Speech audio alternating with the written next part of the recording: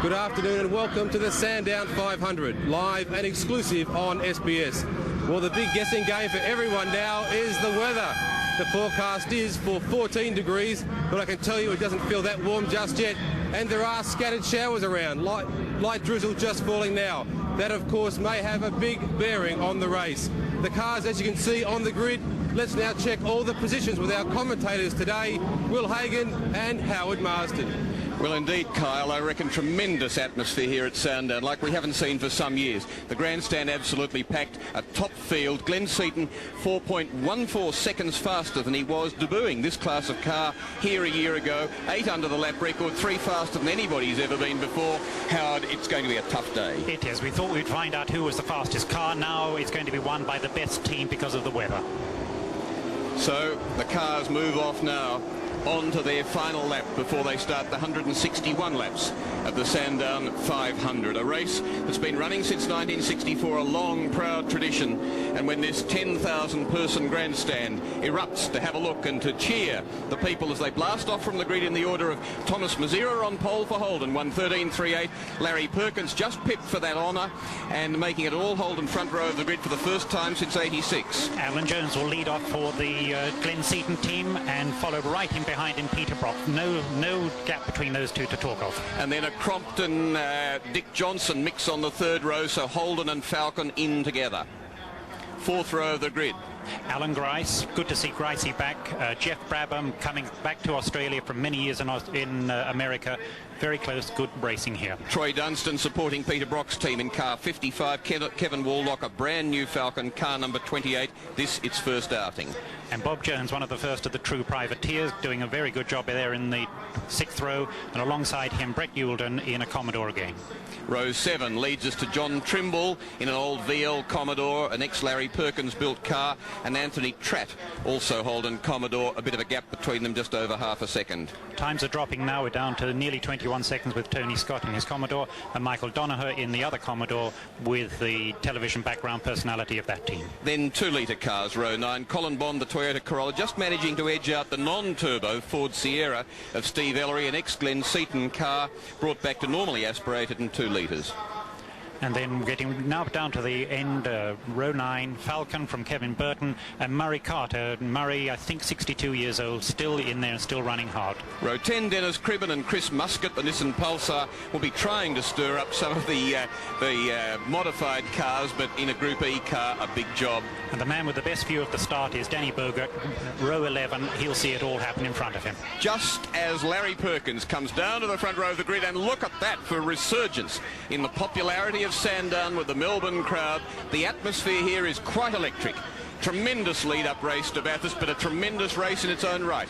A race that, like Bathurst, Peter Brock's won 9 times. A little field, relatively, but top quality.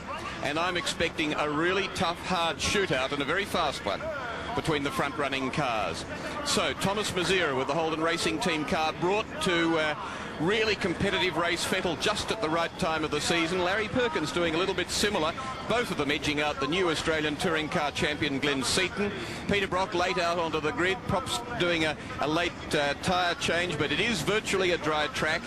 And then Neil Crompton and Dick Johnson. As at Bathurst, the biggest problem here for a lot of teams will be their number 2 drivers who have had very little time in the cars by comparison with the regular front runners. It's 161 laps. It's 500 kilometres, ready to go, and it goes, and Larry Perkins snuffs it a little bit and lets Alan Jones have a little bit of a look in, but it'll still be the Holdens, I think. Jones is going to fight them all the way, but Larry's going round the outside, and Jones comes out on top of them. So, Larry back to 3rd, after being the fastest qualifier for a lot of Saturday. Larry back to 4th, Crompton to 3rd.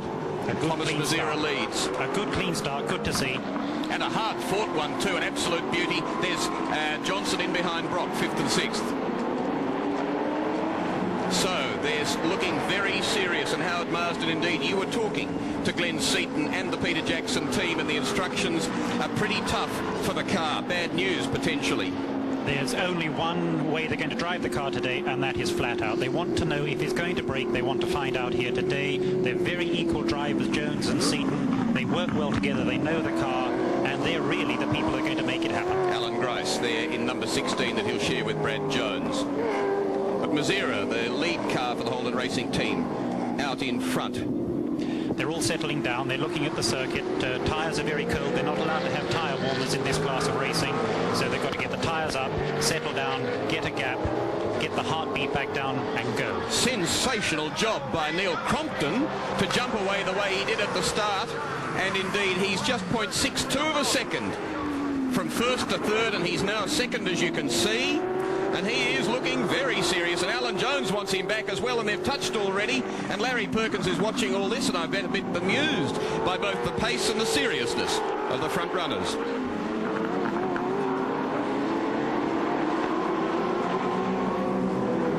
Great little gaggle in there, making the second group Larry Perkins, and heading some hard men. And interesting to look at Peter Brock, who's won this 9 times, and Dick Johnson, who never has, and he's been on pole position 3 times.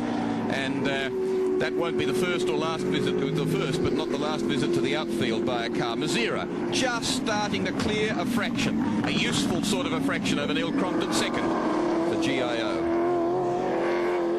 Crompton's running a lot of fuel through his car. The lift-off flame is really quite marked.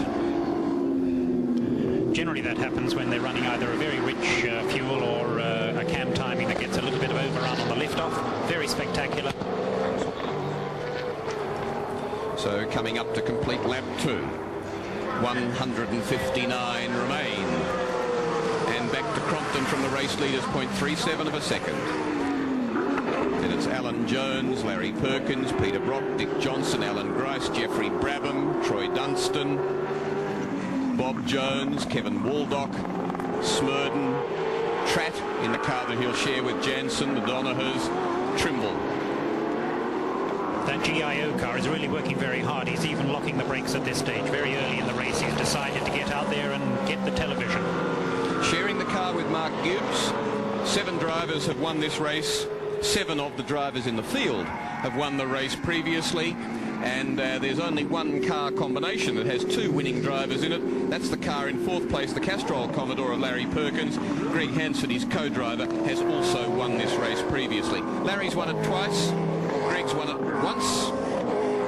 But Neil Crompton's co-driver has won the race previously. That's Mark Gibbs. He won it in the GTR Skyline for Bob Forbes. And they're already on race time. They said they were going to race in the middle 15 seconds a lap, and they're doing that 15.7, 15.8. They can all do it. They can all do it for a long time. 1.6 seconds over the leading 4 from the leader to Larry Perkins.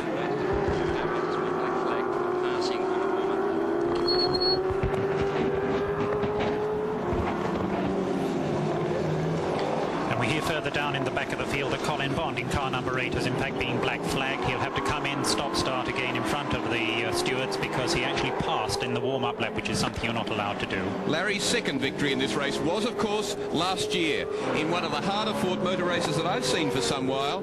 Not often that you see the cars close together and fighting and changing the lead at the latter part of a race, and certainly not often that you see the car that's been overtaken having another go and then them swapping places on several occasions, as Paul Morris did for the BMW team last year with Larry Perkins. Larry Perkins finally coming out on top. There's Dick Johnson in 5th place ahead of Brock now. Neil Crompton is really on fire, literally and metaphorically, because he's just taken the lap record of 15.191. Fastest lap ever recorded here with this class of racing. A very determined young man. Somebody's slowing down there in the television. The lap record in Sierra days, Group A, 14.81 to John Bowe. And the fastest previous qualifying times here, 13.91, done by Jim Richards for the touring car round in 91, and John Bowe, the touring car round in 92 in a Sierra. So 2 cars identical to 100th of a second. And here's Alan Jones now saying, well, I've got to work the car hard. That's what they told me. Let's get into it.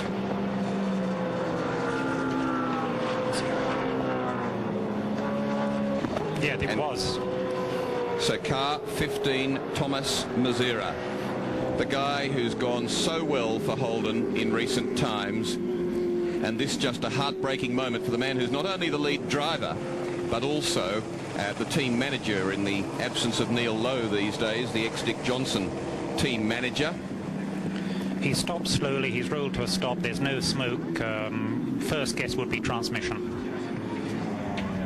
And that would be a bit unusual because Peter Hollinger, who makes the 6-speed transmissions that not only virtually all these cars use, any of the current cars do. Some of them have got 5-speed Gertrags, but other than that, they're 6-speed Hollingers made here in Melbourne. But people like BMW in Germany and Nissan in Japan also use the Hollinger locally made transmission. But certainly they get some punishment. So here now is the race leader coming up to lap Kevin Burton in his car that he'll share with the production car champion Melrose, and Alan Jones saying get out of the way, or something like that. Yes. And in fact, he at the driver meeting this morning said, please keep over to the right as you go through there. Well, Burton couldn't have got further to the right. It was past the Armco if he'd have gone any further. So Neil Crompton leads from Alan Jones, Larry Perkins, Dick Johnson fourth in this Sandown 500. What a shame for the Holden dealer team, who are having some political problems at this stage, to lose their car so quickly, and it was looking good as well. It's a spin. And Crompton's been touched by Jones, I suspect. Crompton, of course, did that to Larry Perkins at Wanneroo. Let's not ascribe blame in saying he did it to Larry Perkins, but it happened in that way. This time he was on the end of a tap in the rear, and round he's gone. Should be able to resume at the loss of probably 25 or 30 seconds, but destroys the concentration and gets a driver a little bit fired up. And he was fired up in himself, so he's got to really steady down. He's got to make sure he hasn't hurt the suspension of the car. So Alan Jones from Larry Perkins, Dick Johnson close to him, Brock then, and Grice for the Holden dealer team, or Holden racing team, is 5th place. Jeffrey Brabham 6th. Neil Crompton 7th now as he resumes. Crompton's 8th. Dunstan's in front of him in car 55, the second of the Brock team cars, the yellow car with the Pepsi and other logos on it. Here's your race leader, number 30, the car that he'll hand over to the new Australian touring car champion, Glenn Seaton. And probably that car in the hands of Glenn Seaton about the quickest combination. In some ways it seems silly to say that when they're beaten by 2 cars in qualifying, but over a season Alan Jones is in big bother, locks up on the gluey inside of the corner there, right on the apex, has to let it run a little bit wide and swing it and straighten it out, but he had enough roadway left to do it, so it was and very smart. He came off the brake, so he should not have flat spotted that inside tyre too badly, and it shouldn't affect him too much. But the team can't be upset because he's doing what they said, giving it hell. So we saw there just a touch of the Alan Grice car that's in 5th place, the second of the Holden Racing Team cars. Larry Perkins going for the lead. Holden into the lead now from Alan Jones, but remember Larry Perkins, what happened to Crompton a couple of laps ago. And Jones goes deep and committed and keeps the lead. And keeps the line, that's more important. Perkins came off that back corner faster than Jones because of his brake lock-up, and that's what made him look so fast down the front straight. See Grice just in the background there as this other group make a quartet. And a quartet of Ford Commodore, Ford Commodore. Lots of things that we'll talk about through this telecast, Wayne Gardner and the Holden Racing Team shenanigans, but we'll talk also later on about the regulations and cams and poor Glenn Seaton being a spokesman for some Ford discontent. Lots of things to be covered, lots of aggro in the pits indeed. And they're working their way past that 2-litre car, number 77, Steve Ellery in the Ford Sierra. Got it.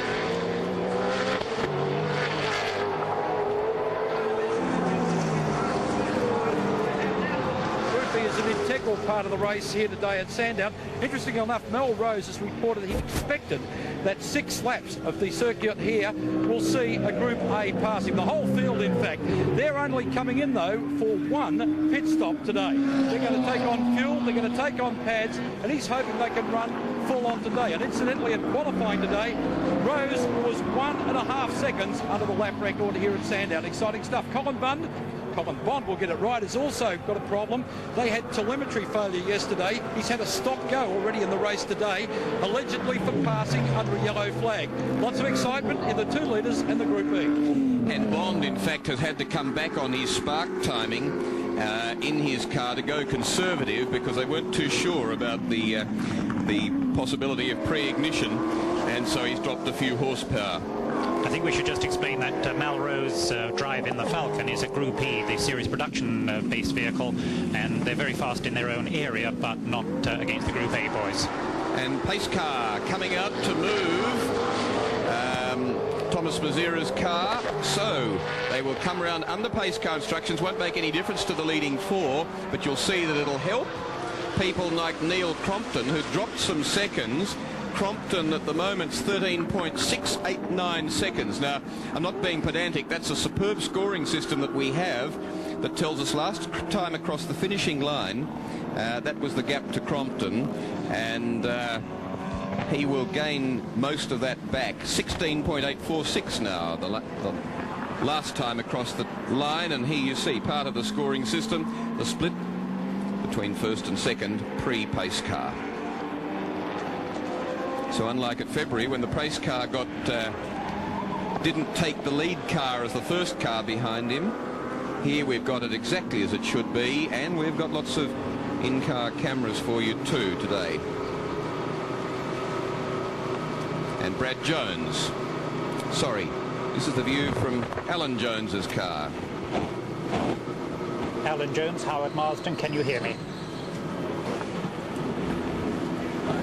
There's Alan Jones looking very concentrated indeed, and I think back to the days of Formula One, where one of the hardest, hottest men in Grand Prix cars in 80, 81, and indeed 79 too, was this man that we're looking at here, the world champion driver in 1980, and a guy who's much happier now than ever. I think he's been in touring car racing in Australia. He hasn't had a lot of happy moments back in Australia. He did when he drove the Porsche for Alan Hamilton.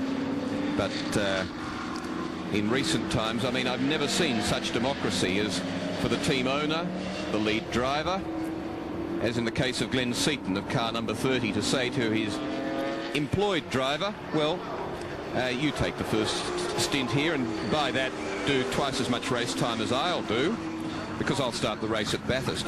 Democracy like that, Howard Marsden, is almost unknown. It is. And such a nice young lad is young Glenn. We do have communication with Alan Jones. I'll just see if I can get him on the other telephone system. So, Thomas Mazzara's car is moved away. Howard Marsden, can you hear me? And awfully bad luck for him. We might be good luck for us. We might be able to hear from Thomas Mazzara. Michael Preston was to be his co-driver. It looks like Michael Preston can go back to playing with his $7,500 mountain bikes from the United States. He's got these sprung mountain bikes with aircraft aluminium frames, 24 gears, 3 on the front sprocket, 8 on the rear, 24 in all, but sprung front and rear. And he's been telling me how a bike is faster if it's sprung, because an unsprung bike actually hits an obstacle and tends to go back a fraction before the tyre can ride over and absorb the impact. And he sold a couple to Kerry Packer and one to Bob Forbes and other people with plenty of spare money for the ultimate in mountain bikes, but certainly fresh out of a drive at the moment. Down in the pits, though, in what will be a very busy area today, is John Smales. And Will, the top end of the pits are full of tension today. The drivers are most concerned about this rain. All sorts of tyres hanging about the pits at the moment. There's been more special cuts done to the tyres to try and get intermediates of all sorts to squeegee the water away than I've ever seen at a motor race before. But one man who's most disappointed at the moment, having his first run with the Holden Racing team, Michael Preston. Michael, do you know what's gone wrong? All we know at the moment is the engine won't start. It's cut out along the straight and refuses to fire. Hopefully if we can get it back to the pits, remedy the situation as quickly as possible and get back out there, we might be in with a show. Like, it's still a 500-kilometre race, not a sprint race, so let's hope we can salvage something from it. Mazzara was telling Rob Benson, your engine man, over the radio that the power's okay, but he's just not getting fuel to the engine. It's an intermittent sort of problem, it seems, when the engine refuses to fire, so let's hope that things come back for us at the end of the day. How do you feel about sitting here knowing that you might not get a drive? It's a disappointing situation, but it's a co-driver's job. Sometimes you have the good stuff, sometimes the bad. So, while car 15 that led for the first 4 laps in a race that's now done 11 and 3 under the pace car. 2, Mr. Greenway tells me. Boy, we've got some lap scoring and timekeeping systems available here today. And as I say, led for the first 4 laps. The race has done 11. 150 remain. That's the sad sight. And the teams have been warned that the pace car is going to go away. They're starting to warm the tyres up. This has hurt, in fact, the calculation on fuel, so the cars will, in fact, be allowed to run, I think, until they get their first indication of fuel run out, which is around about lap 55, 56. So the calculations are a little bit up in the air at the moment. So it probably helped them just make sure of the 2 stops, 3-section race. Yes. And there you see the situation. So Larry Perkins in second place in 11 will be relieved by Greg Hansford for the middle stint. The Dick Johnson team's interesting. John Bowe will do the 3rd stint, Dick the 1st. In between will be Cameron McConville, the 19-year-old who's deferred his first year out of school at university. I mean, what sort of a dream is that, to get a drive of a race car of the potential of this one? Then Brock, Charlie O'Brien, Grice Jones, as they start racing again with Alan Jones in the lead.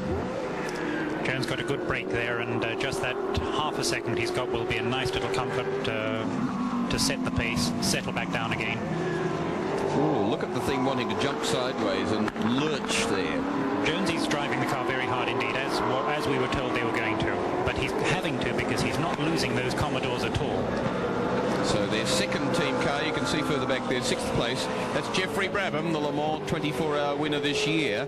He'll share it with that marvellous dairy farmer from Tasmania, David Parsons. And I marvel every time when he comes back what a job he does and how good he'd be if he got regular drives of a car. David Parsons, jockey size, big heart, and great skill. Great sympathy with the car too. A tremendous co-driver. They reef him off the dairy farm once a year. There he is. He will be later on in the second bright blue-yellow car as we watch the top 3, then 4, Brock, then 5, Grice. Talking of Neil Lowe leaving the Holden Racing team, I remember Grice, or Lowe, passing and fastest lap there from our time-scoring system. That is a rocket time of 14.958. from Alan Jones. It's not yet actually under the lap record, though, of a Group A car, Sierra 14.81, but very quick with full tanks and more information, more news from the pits. Stop and go penalty, and now an unscheduled pit stop for Colin Bond. What's the problem? The clutch is slipping, and I think it's one of those problems that unless there's something hydraulically wrong now, it's going to be difficult to fix, actually, but it's just one of those funny things. I mean, there's brand new clutch and everything else, and now it's slipping, so I'm not sure what's going wrong. Colin Bond in the pits and waiting for service, hoping to get back into today's race. Having a wretched weekend, actually. He discovered a problem earlier, which he said, I'm glad we discovered that before Bathurst. Well, he can throw the slipping clutch into the same book of discoveries as we see the top 4 now. And funnily, do you feel, Howard, they're just taking a while to get as sort of chewingly frantic at each other as they were in the opening laps? They just seem to have come off the boil a tad on this lap. 14 completed to start 15. Yes, they're running in the low 115s, which is really quite quick. This is race speed. They think they can keep their tyres, but the thing that they're worried about, tyres is not a problem. Fuel consumption is not a problem because they all have to make 2 stops. The one thing they're all a little bit uncertain about are brake pads. And so they're a bit concerned as to how hard they can push in that area. Neil Crompton's in-car 7s back in 7th place, behind the Jeffrey Brabham, David Parsons, Peter Jackson car, and behind him's Troy Dunstan in the second Brock team car, and then Kevin Waldock in 9th place, and then Bob Jones in the Ampol car number 10 that he shares with the Australian Sports Sedan champion Greg Crick. If we watch closely, we can see the cars really bouncing and jumping. Oh. Whoa, Larry, hang on to it, boy. Well done, Larry. Gee. Oh, he took a winner of a competition as he drops to 4th place for a ride here earlier today, and as he came onto the straight on a wet track, he gave this ride winner a lovely sideways run up here. Have a look at this one. Well caught, Larry P. Locked up, got off it, got the steering right, and dropped 2 places, and I was just thinking, actually, having said they were a tad off the boil, and I was thinking this was a fairly serious bit of racing between Alan Jones and Larry Perkins, and they were going to start sorting some things out. Things like, well, who's the quickest and who can sustain the quickest pace at the moment.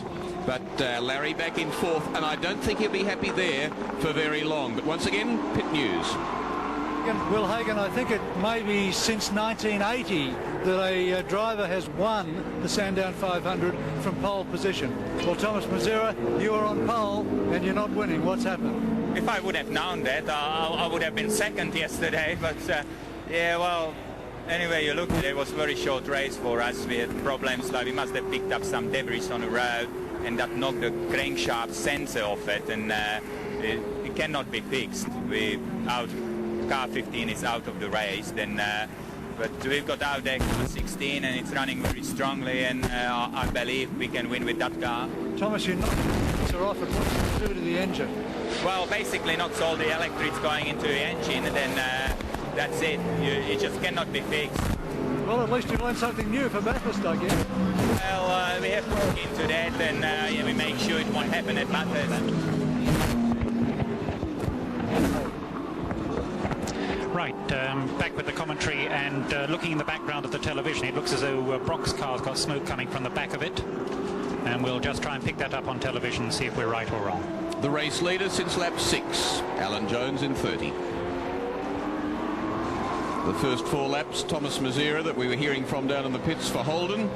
Then for Holden and GIO on lap 5, Neil Crompton, then Alan Jones.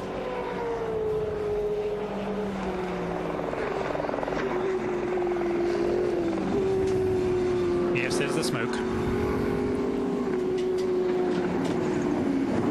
Back end of the car. Could be differential, or it could in fact just be oil coming down onto the exhaust system from the engine, so won't make any smart guesses at the moment as to what it is. Brock will be able to smell it, and for sure Perkins knows all about it. Brock's holding his time up. Oh, Dickie's really getting into the car as well. So we've got a forward position at the moment. With Brock smoking and maybe in trouble, Perkins, having had a mild heart attack, is now recovering and will recoup and come back onto it. Think about what pace he can and wishes to run. Larry's been an old stager for a long period of time, and he may decide the pace is a little bit warm and stay where he is at this stage. 3.5 seconds back to Brock from the race leader, Jones. 3.5 seconds come over the first 3. And Larry Perkins, I think, would like to get away from this.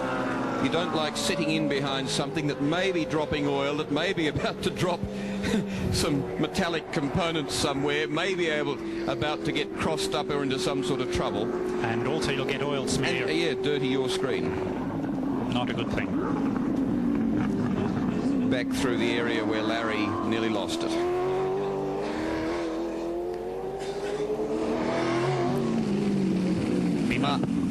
Been a lot of talk recently about the increased amount of aerodynamic downforce effect that these cars are getting. Talking to some of the drivers who were in Commodores last year, and this is quite a bumpy circuit at Sandown, and last year when they were bumping over the circuits, they were actually getting wheel spin. The engines were over revving on the wheel spin.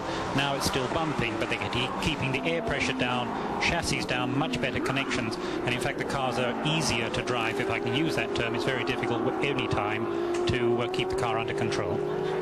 Larry Perkins still tucked in tight behind this. Yes, it's interesting to hear these guys talk of downforce.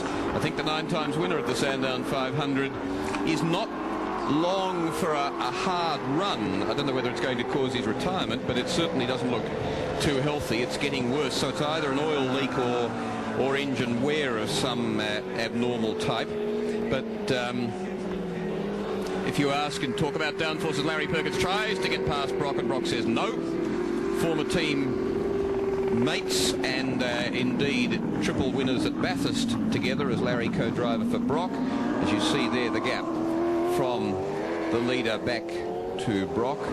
Now, sorry, from second place, car number 17. But and there's Larry. He really does want to get by.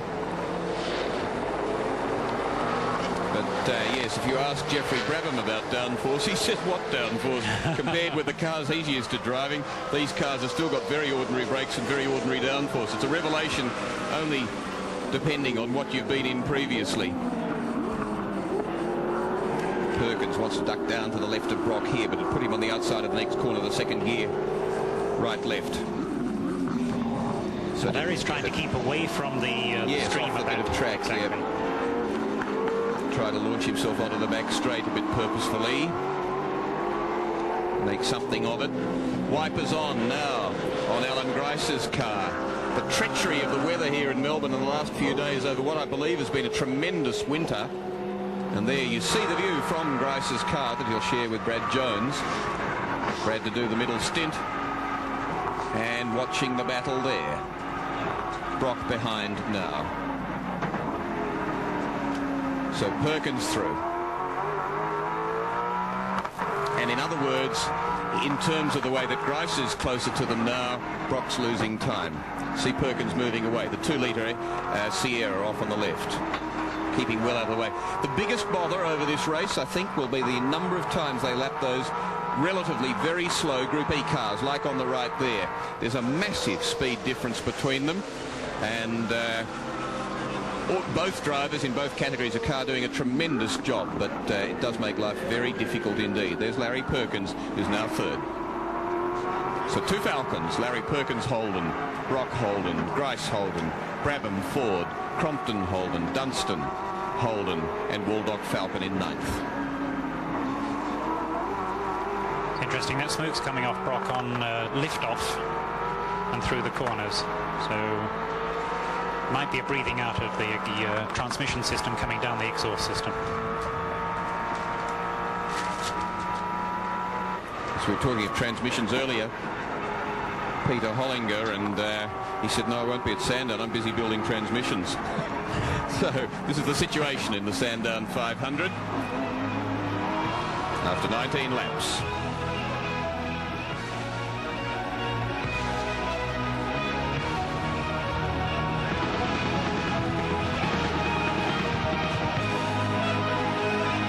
.30 Monday on Masterpiece. Tremendous racing continuing at Sandown while we were briefly away there, and you see Neil Crompton. This has been a tremendous dice, and he's now on to Alan Grice. He got Jeffrey Brabham on the previous lap when Brabham got sideways onto the straight, and then back there as Brock gets I was going to say locked up, but it's just that smoke coming out of the back of the car. But you see Crompton, the race leader on lap 5-4, 1 lap and a bit before he was tapped by Alan Jones. And he's worked his way forward on 2 cars now. There's been quite a bunching up, so that the leading 7 cars back to Jeffrey Brabham in 7th place in car 35 is 9.3 seconds from the race leader. So not a lot in it. And they're all starting now to have to make their first decision. The drizzle, and that's all that it is coming down a little bit more heavily. They're all on dry tyres. They've all got good temperatures into the tyres, but they're having to worry now about keeping the cars on the island. Now let's go down to the pits and John Smales. And concern in the mobile Brock team, of course. Graham Brown, the team manager, you're speaking to Brock. What's he telling you about that smoke? Well, John, he's not too sure.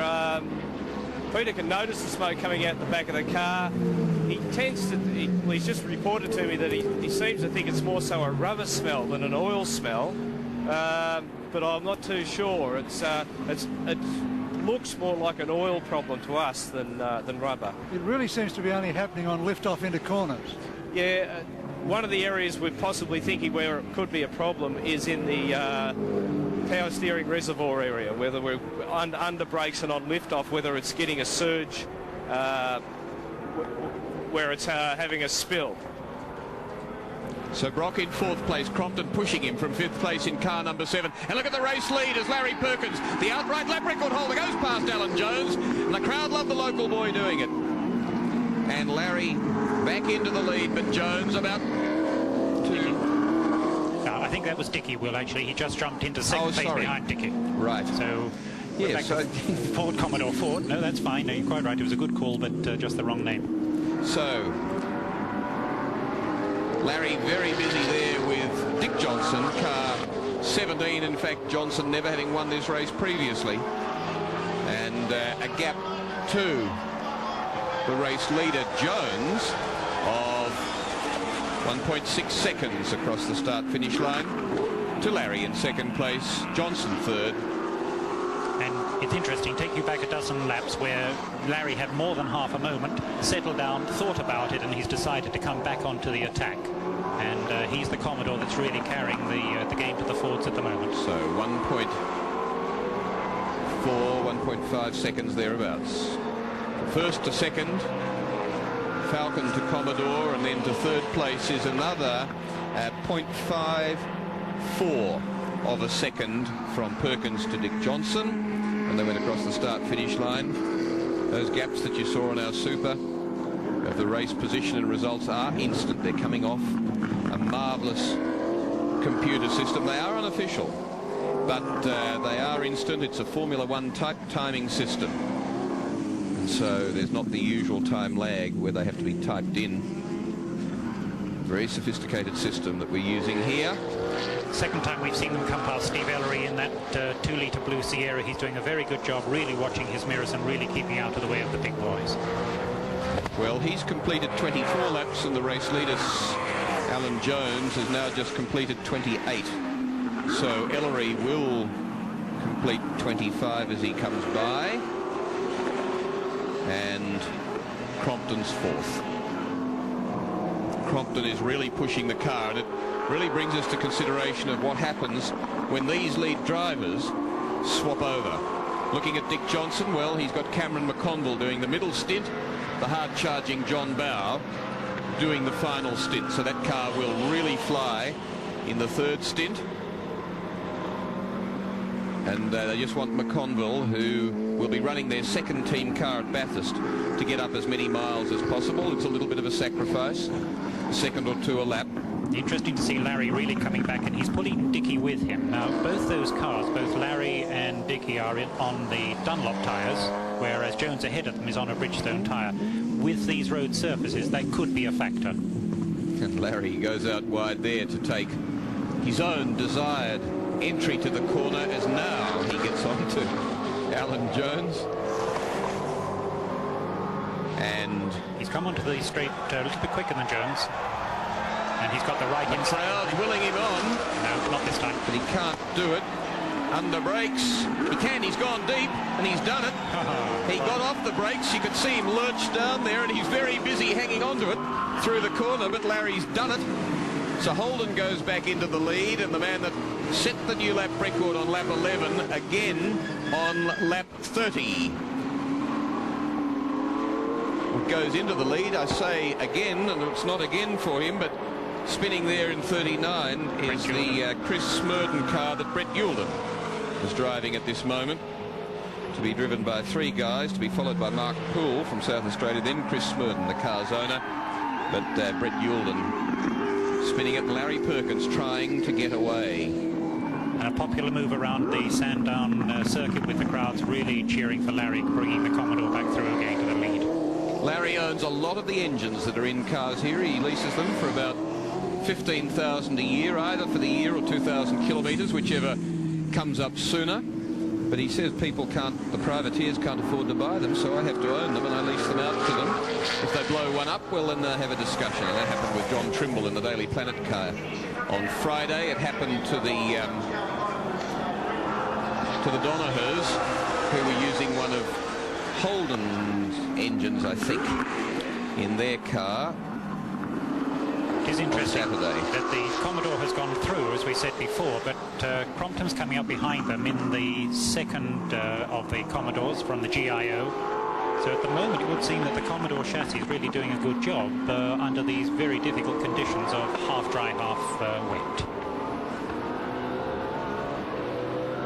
Onto the back straight and setting sail now up there, where top speed's about 250, 252 kilometres an hour off the electronic logging for those cars.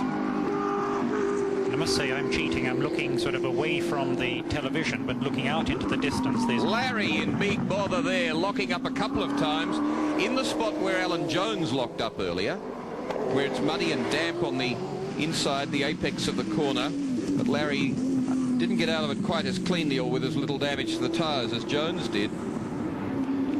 Yes, looking in the distance, there's more rain to come, and I think we're getting there. You see Jones getting very sideways. I think somebody's going to make the call reasonably soon to come onto an intermediate tyre and see if they're quicker coming in, changing tyres, running in the difficult conditions and then changing again, or do they stay brave on the dry tyres and just stay out there and do the best job they can? 1 second over the leading three. Larry Perkins locks up just briefly as they went across the start-finish line. And in the pits, John Smales, Larry Perkins with the wipers going, as you can see. And Will Hagan, in answer to Howard Marsden's question, look at the Holden Racing team set up at the moment, ready to go to put tyres on Alan Grice's car. Now, they're on full wets at the moment. They've got full wets out here. But Rob Benson says, look what's happening now, just over here. In comes an intermediate tyre. So Grice is reporting by the second what he wants to have on the car, and the team's getting ready to do it. So it'll be very interesting to see what happens when Grice pits very soon. And this is Grice's car. He's in 5th place at the moment. Car number 16, 7.546 seconds behind the race leader when he went across the start-finish line. And there he is, the Queensland MP. People's representative. And the guy who's finding that driving these cars takes a lot of physical as well as mental effort. Of course, if it gets wet, it'll be a little bit easier for them. And you can see who's tucked in behind him, the local hero, Peter Brock, sharing the car with Charlie O'Brien. At Bathurst, Brock will have O'Brien in a second car, and Brock will have Cleland from England, British touring car driver who, like Paul Radicic, who's coming along too, has won a round of that furiously fought British Touring Car Championship this year. Neil Crompton, who's moving his car forward, number 7 forward, and in 4th place at the moment, has come down from a 4.9 second deficit to 3.8 and now to 3 seconds. So 4th place is just 3 seconds behind the race leaders. And in behind him, in 5th place is Grice, 6th place is Brock. That's the battle that you see there, Grice, Brock. So 5 is in 6th place. Oh, and he's gone. He is gone. Cannot hang it. And Dick, who's never won the race, he's taken pole position 3 times. Got to spin it round and try and keep off the grass because it's pretty soggy out there. He does that okay. Remember that Larry Perkins, although he had a near spin and lost 2 places, had a spin last year, yet won the race down the bottom at Dandenong Road corner there. And in the meantime, Grice in 4th place now. Brock's 5th, Johnson's 6th, Jeff Brabham 7th. You can see how well these blokes are driving. Dickie was just forced a little bit offline in trying to come round Jones at that stage, and that was just enough to put him off. These cars are not only fast, they're also very heavy at 1,300 kilograms. And there's just one line, you must stay on it or you're in a lot of trouble. So car 7 that had been round earlier in the day, back to 3rd place. That's Neil Crompton, and 2.846 seconds only in arrears to the race leader. Grice here's 7.2 seconds behind. Brock hot on his tail. Very hot on his tail. I don't think Grice is very happy out there. When a man's talking to you at the pits about wanting to change tyres, then generally it's difficult for him to hold his place. And there's a big hold-up as car 31, Kartmania's entry of Andrew Harris, Tony Scott in the VL Commodore. Gets in the way, but up at the lead, things are pretty furious. Still hasn't beaten the lap record that he did earlier. Well, you wouldn't expect it on a track that's just a little bit greasy now for Larry Perkins in car number 11. They're doing remarkably well. They're only 2 seconds off that sort of timing, and under these conditions, it's excellent driving. And Crompton's come down to a 2.7 second deficit in 3rd place. Look at the 3 lead cars after 34 laps.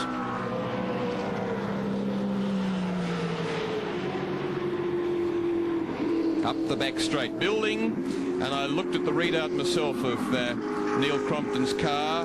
anywhere from 247 to about 251.8 kilometres an hour up the back straight there. To give you an idea, don't know first gear top speed, but second gear was 126, and they could tell us that it happened at 7,411 revs. Third gear on that particular lap was 151.3, and he'd just gone over the 7,500 rev limit, 7,538.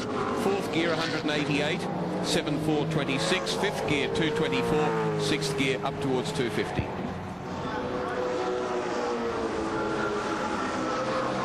So this is Crompton.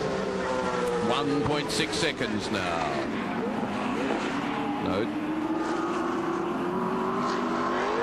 Saw that briefly. 2.6. First to third. Trying to get up and press Alan Jones. So now the sandwich is, the bread and the sandwich is Holden, and the filling is Ford. Crompton's drive at the moment looks like one of the better comebacks since Dame Nelly, and most impressed. A man who so far people don't really see as a hero driver, but more and more this year his driving skills are really coming to the top, and a man who does a great job on commentary. There we go. Ellery's, Steve Ellery, yes, the 2-litre ex-Seaton Sierra. No turbo these days. And no engine either at the moment, I think. No, there's engine. It's just not clear track. Good. Sensibly done. Doesn't go like a Sierra used to go when they had that turbo, and boy, they were rocket ships. Not very nicely behaved ones or easy to drive ones, but the gap first to second 1.3. It's going out just a little bit, nearly 1.4, and a second from there to Crompton in third, and 6.6 seconds from there to Grice in fourth. Another 3.3 to Brock in fifth place. Johnson then is 7.5 seconds further back in sixth, and Brabham 6.4 seconds back in seventh place, and Crompton looking serious. Interesting. And Larry Perkins in a rush. Interesting car they're just passing now, which is the Komatsu Falcon of Kevin Walter from New Zealand, built in 11 weeks, absolutely the last minute. The car really didn't turn a wheel before coming to this race meeting. He's going to drive a sensible race, keep it all going, and learn a tremendous amount out of how to set the car up and how to watch the other cars coming through on him, as they will do every 30 to 40 laps. Remember that Alan Jones will do 2 stints in this car today. Glenn Seaton will do the middle stint only. The lead driver and the reigning Australian Touring Car champion.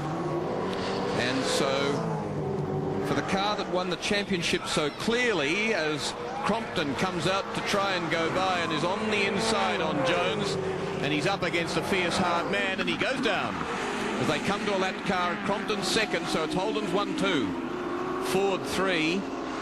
And he, like Larry when he got past Jones, look at that. The water bubbling off the screen. But Crompton there had just to feather the fingers and really to feel the car through the latter part of that corner off the front straight here at Sandown. The straight that, if anything, is just a few kilometres an hour slower than the back straight. Glenn Seaton will take the car over from Alan Jones. And he's our touring car champion. And Alan Jones. No, that's Seaton. There in the car. No, that was Glenn. Oh, Crompton's done it again. He's got to start all over again. And he's in more trouble now. Oh, down and finished. What a shame. Yep. Did you see him go back 10, 12 centimetres? And that was critical. Boy, oh boy. Have a look where Larry Perkins was. Slow getting onto the opposite, never did. Never did get onto the opposite. In fact, they can't use the full lock on the Holden Commodores or they get onto the guards. He was on a bit of opposite there. Then he straightened it. And watch it here. Watch, he could have got out of there, but a little bit further back, and it went to there.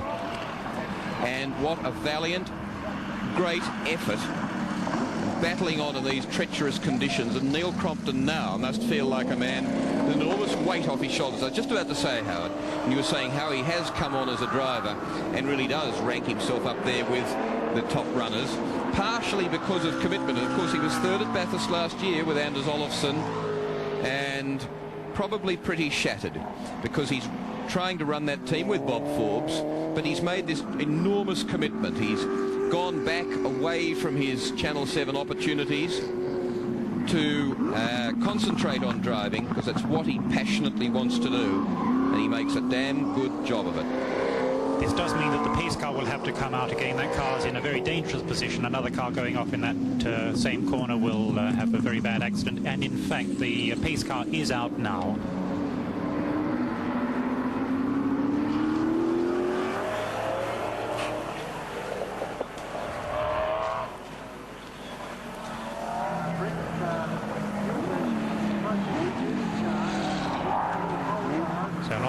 For the drivers to relax a little bit, to think about where they are, consider whether they're doing the right thing staying out on these tyres, and I think certainly they are. One shouldn't say this, Howard, but I'm jubilant because I just learned that my young son's won his grand final. Nobody else is interested in that, but I'm jubilant. It was only a penalty goal. 3-0. Terrific. North's Colts, the thirds. Well done. I wish it could have been there, but I'm enjoying this one too. Yeah, this is really good stuff. It is. It's very exciting and a lot of potential, because those other drivers getting into these other cars, and 2 other drivers to get into the Johnson team car number 17, has got another whole different scenario to the latter part of this race. Exactly right. So here's the situation. 39 laps completed. I'll try and find out how many pace laps they did earlier. And Nigel Greenway, using only 6 hands, will have no trouble telling us that in just a moment. And there's Ellery in more trouble and further trouble, repeated trouble in the Sierra. So they did 4 previously, so this is their 5th in a second stint of pace car laps. The remarkable multi-eyed, multi-armed Nigel Greenway. Goodness me. And I really do feel for Neil Crompton, I really do. One of the interesting things yesterday, Howard Marsden, was those, well, they weren't templates, they were mudguards that they were taking round to these cars, ensuring that any dispute over whether your mudguard was a standard type one or not couldn't be argued anymore. I saw them there fitted to Larry's car, and make sure that the cutout at the guard, particularly at the front where the Holdens cannot put them on full lock, or they will actually tear at the guard, the tyre, there, because they want to run the ride height so low, there's very little space. That's right, and Brock's coming in now, so possibly John Smales or Ian will be able to give us an update on what's going on down there. Do you want to go with Brock as well? Good time to try and solve the problem for Brock. Cheap time. They're looking at the power steering area now in case they're right with that guess. Do a tyre change while you're there. Lap 40, so about 14 minutes early. This is the situation. They'll try and get in and out if they can, possibly before the pace car comes back again. And this is the situation as Brock pits, and that's the situation with the front runners, the leader and the new lap record holder, Larry Perkins, at Sandown. To his left leg when his Ferrari's been around many a year. He's done a huge amount of long distance racing. He's running himself in. He's not over here to play a hero.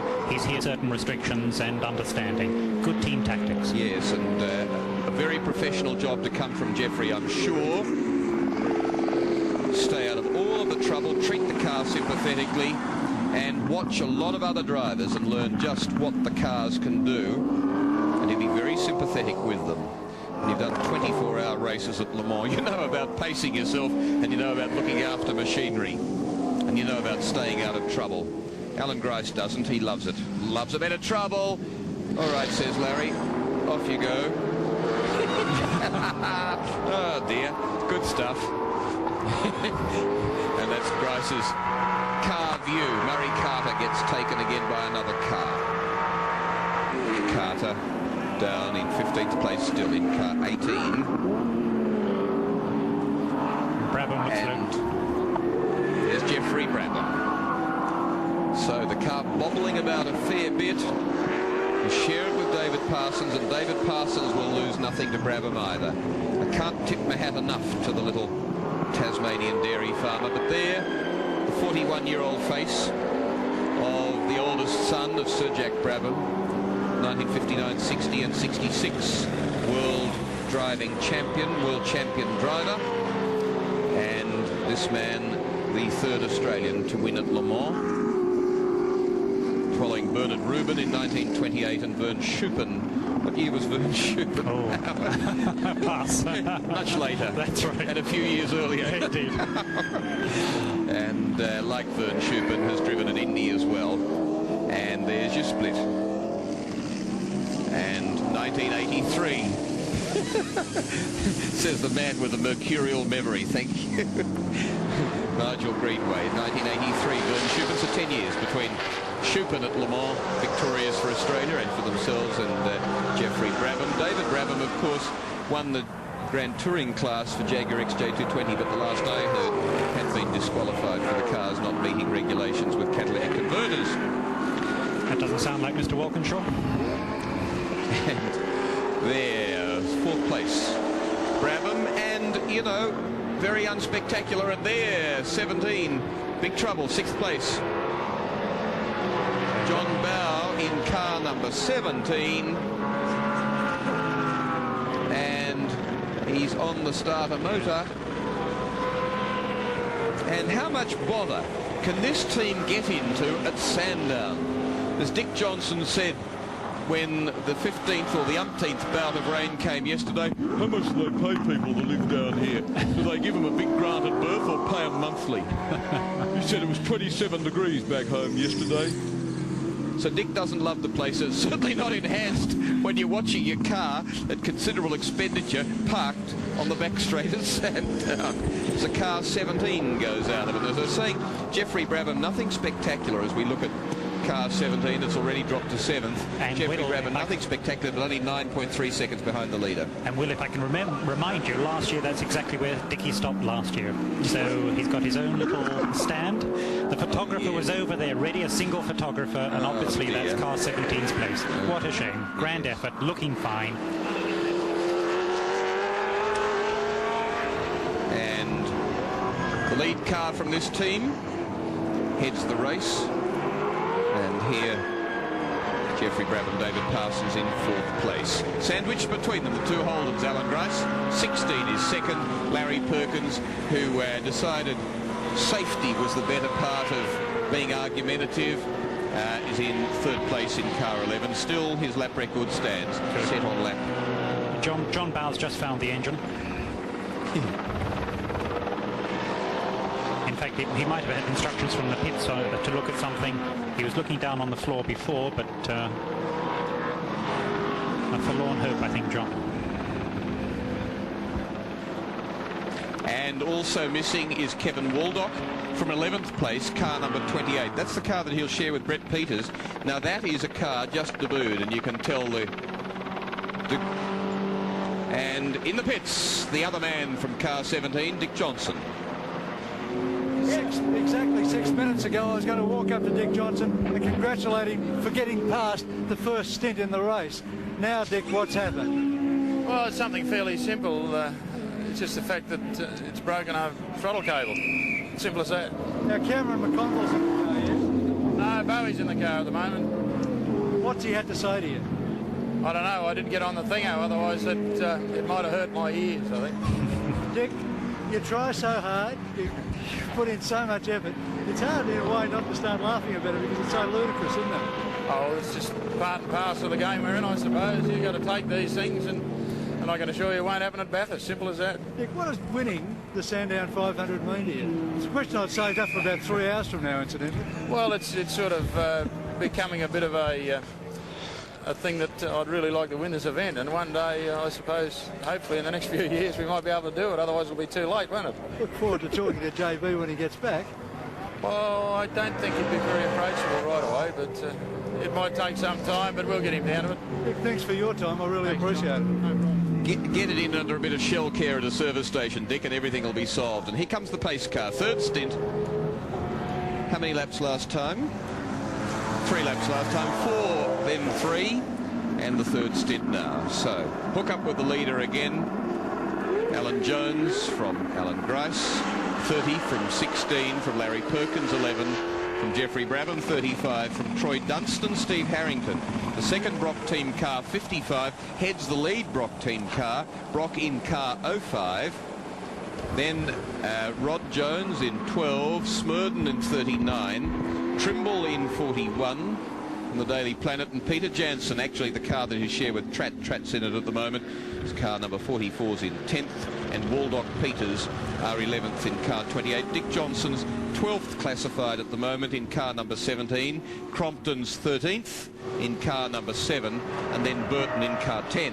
Right, we're now close enough to this first third of the race where some of the boys will take the opportunity to come in and change pit, tyre, drivers and what have you under the yellow flag and see if they can't get out without losing a lap.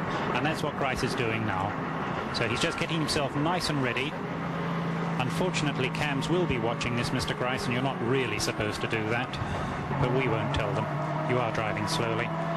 He doesn't remember, or he hasn't brought to mind the picture of Zanardi in the Formula One Lotus going into the barriers at Eau Rouge at the Belgian Grand Prix recently, when despite being strapped in as hard and tight as anybody could possibly force the straps down, his head hit the steering wheel in a 6-point harness. Mr. Grice would be out through the windscreen if he ran into something now. Skill driver, there they are.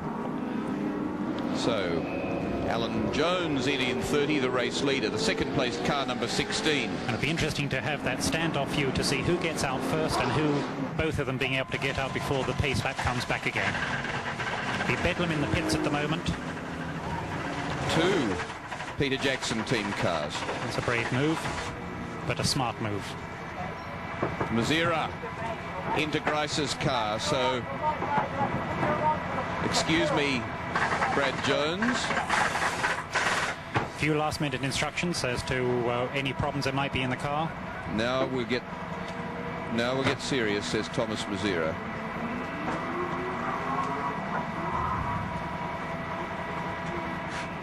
"35 seconds in the pits, and the race leader out, changed, ready to go. Glenn Seaton, car 30, beautifully done. The race being led at the moment by car 55, Troy Dunstan from Larry Perkins, car 11. Glenn Seaton, car 30. This is the way they are in the pits and resuming on the track. Grice in car 16 is 4th. Brabham in car 35 is 5th. It'll all sort itself out when they get back up out onto the track and up to race speed. And then 16. Now Thomas Mazzara. This car will travel hard and quickly now as the lead driver and team manager. The Holden Racing team takes over. Ooh, dear, good start. Me. A good start, Thomas. Dear. It didn't seem to be going that hard, locked up seemingly easily. I guess 2 things, a cold tyre and also the brake pedal might be off a little bit and the balance isn't back in properly. His first application of the brakes and the brake pistons might be coming out a little bit unevenly. Look at the laconic Dick Johnson over at the side there, and past caring, I think, what happens here. He just can't believe it.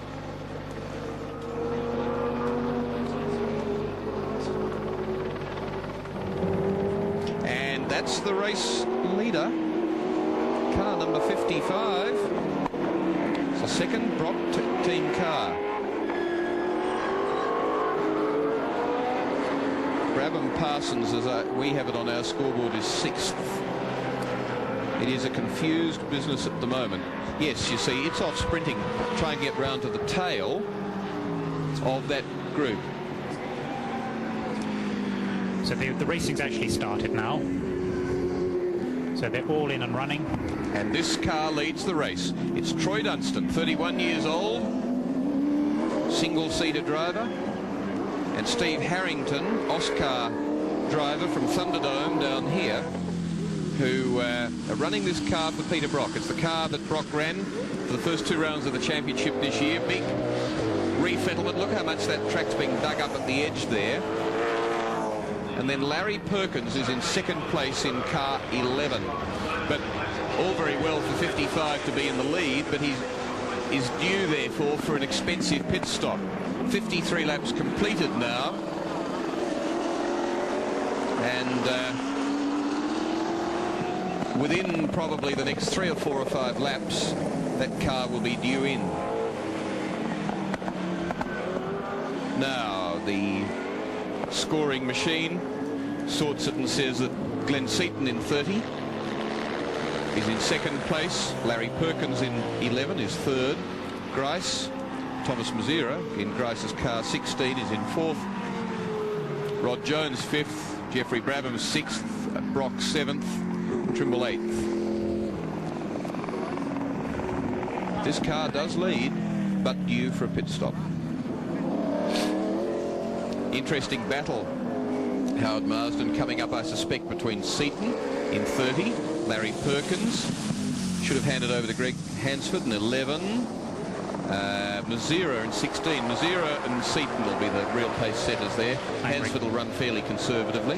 Yes, and I think so. I think Mazzara really is going to be quite aggressive in the way that he tries to pull this car back and get up there and really give the boys up front a good going over.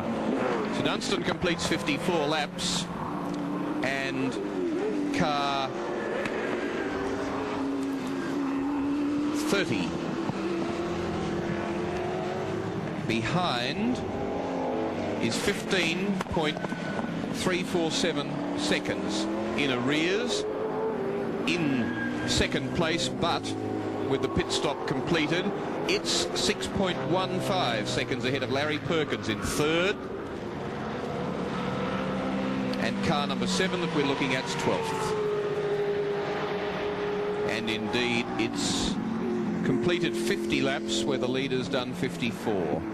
So wretched time for Neil Crompton and now Mark Gibbs in car number 7. And really, for people that put in the effort that they do, you've got to sympathise. Mark Gibbs, Crompton in the pits, trying to resort himself and to gather himself together. A tap, and then his own lose, and then the pace car period. The third pace car period of the Sandown 500. The track nicely clear now of any obstacles as car 30. And we'll get an interesting gap this time between Dunstan and Seaton, the sort of lap times they're doing. It was 15 odd seconds, as you saw on the screen. It's 13.18. So it's 2+ seconds to Seaton's advantage. And he's had to get past back marker. Yeah, Rod Jones there.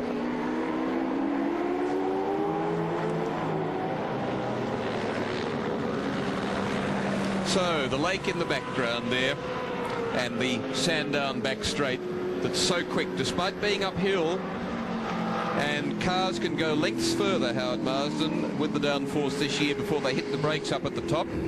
Yeah, and the cars are more under control. However, when they do go, as we've seen a couple of times, they really do spin terribly quickly. So they're under control until they let go, because when you lose downforce, then you lose not only the normal traction, but the downforce effect as well. And working his way through some lapped cars, the Toll Transport, one of their 2-team cars, was Mark Gibbs, as Glenn Seaton continues to rein in time on Dunstan Harrington car number 55.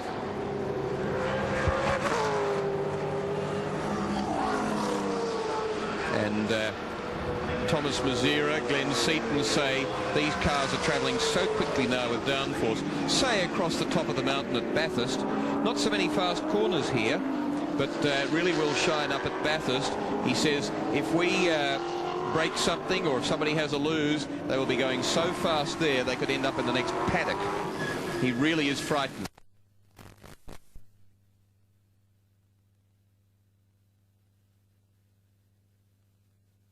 Travelling too fast. Now for some of the surroundings, and co-driver to Glenn Seaton, Alan Jones, down in the pits. And Alan Jones, can you believe the pace of this race and the weather you're driving in? Well, it's like a sprint race. It's like a round 10 of the Australian Touring Car Championship. I mean, I'm just giving the car everything. In these wet conditions, the Holdens have got more downforce, and that GIO car of Neil's has got some grunt up the straight, but our car's running absolutely beautifully. Opening laps, did you hit Crompton? Yeah, I did, but I mean, he came down and went a bit wide, and I tapped him. It was, you know, I mean, it was just one of those things. And then the second time he did it all to himself. But we gave each other a wave. I think we're okay. Well, what about this weather? What's going to happen to it this afternoon? Oh, good question. I mean, it's really terrible because going over the brow of the hill at the back straight, you're a bit tentative because every single lap it's a little bit wetter, a little bit drier, and it's not a pleasant corner to scream up to and find it very wet. So what's the outcome likely to be this afternoon? Well, I don't know. I mean, before I got out of the car, the boys said, you're okay, the weather forecast looks like it's drying, but now it's sleet again, so who knows? You enjoying it? Oh, I don't know. I'll tell you that in about an hour and a half, I think. So Glenn Seaton doing it masterfully here. It was 10 odd seconds the gap to first place, car 55. It's now 8.8. And Seaton soars onwards. He's really working the body, isn't he, Howard Marsden? Yes, he is. He's also doing, or the team's doing, what we spoke about earlier on the start of the race. It's not just the fastest car. They weren't always leading the race, but the teams come together well. Alan's driven very well. Glenn's in there doing a super job. They picked their pit stop time exactly correctly, got out there very quickly, and suddenly they got a dominant position for this part of the race. It's lovely to watch Glenn. Just look at the way he works, and he's actually quite busy in the car, but the car itself looks very settled. Yes, and for a race driver, he actually tips his head an enormous amount. I've never seen a race driver as good as he does, quite lean his head over into a corner, as young Glenn did. We were down at Phillip Island doing some testing the other day, and he took me round, and really a remarkable young driver. He can be sliding through a corner, having a chat about the time of day, and great young lad. Well, I went round Bathurst with him, and I must say my eyes were sort of out. You can see there some bunting, which is doing no particular damage and cannot do anything significant. But my eyes were popping on a couple of quick laps around Bathurst with him, and then around Phillip Island, he took me around in a road car, one of those XR8 Falcon Sprints, and impressive on both occasions, very impressive. That bunting's got clear. Now you see Seaton 5.2 seconds at the start of this lap behind Dunstan, and Jeffrey Brabham in 5th place, and down in the pits for more news. We've got everything happening down here for Dick Johnson. First of all, he loves the weather here today in Melbourne. Secondly, a big spin. And now have a look at this, about a 50-cent part that's put him out. Dick, not a good day. No, not a good day, but I think we might be talking to the guy that builds our throttle cables when I get home. Last year it was Brock, a little bit of deja vu in that respect down on the last turn. He was able to repair it, not so. Well, I suppose these sort of things happen, but, you know, they shouldn't. Those type of things really shouldn't happen. You know, it's something that really should be prevented. So it's going to be a tough day for the Shell team now to make up time? I think it's a very tough day for the Shell team to make up time. But good experience for Bathurst, obviously. Well, you know, we've got young Cameron out there now, basically just to give him a few miles so he can get some more racing miles up and feel how the car is. Shell team down, but certainly not out at the moment. The GIO car number 7 is in 12th place. Dick Johnson's car 17, with Cameron McConville at the wheel, is in 16th place at this stage. Just a couple that have had really fraught times in the early parts of the Sandown 500. 161 laps scheduled, 59 of them covered. They're on their 60th, 101 and a half remain. And still Dunstan in 55 leads. Troy Dunstan in 59 without a pit stop, helped by 3 pace car periods, 4 laps, 3 laps, then 2. So 9 laps in all under pace car instructions. And Johnson's car in the hands of 19-year-old Cameron McConville in 16th place. This is Glenn Seaton's car taking Jeffrey Brabham, coming up to the race leader. So 1 1/4 seconds between them as they cross the start-finishing line, lead to second place. Glenn Seaton won't have much of that for too long. Seaton with the pit stop done, about to resume the lead in car 30. Just watch this. Look at it. How quickly the gear changes run.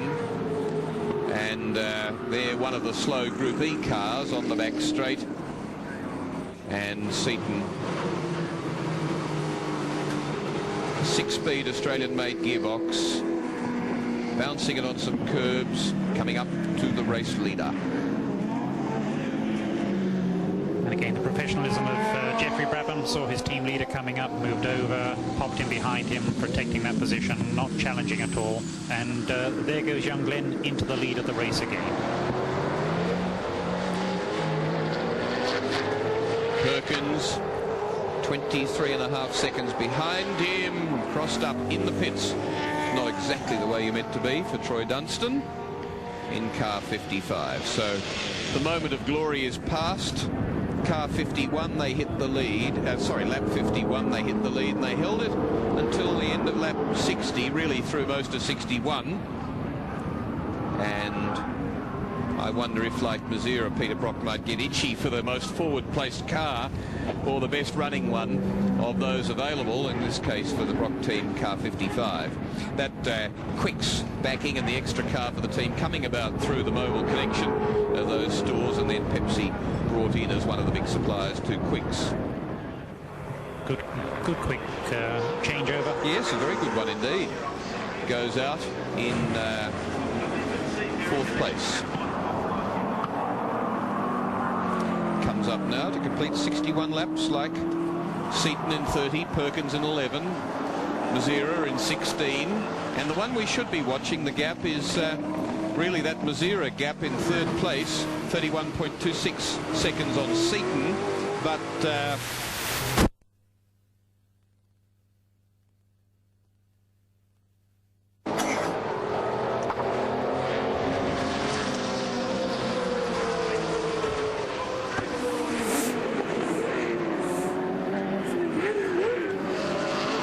leader now took it over just before the end of lap 61, and he is a man in a hurry. He wants to see what he can do with his car over 500 kilometres, and what sort of application it'll have to 1,000 kilometres in 3 weeks' time. Interesting there just to watch his hands on the steering wheel, a fair amount of front end slide, nicely controlled, straighten it on the throttle and then out, and having a go at the Charlie O'Brien car now. Mark Gibbs in the GIO car, deciding that no, you've got to come at me quicker than that to get past on the back straight. Seaton 62 laps completed, car 7 in 12th place, 58 laps completed, 4 laps between them. It now becomes 5. And that's the situation here at Sandown. 100 laps remain.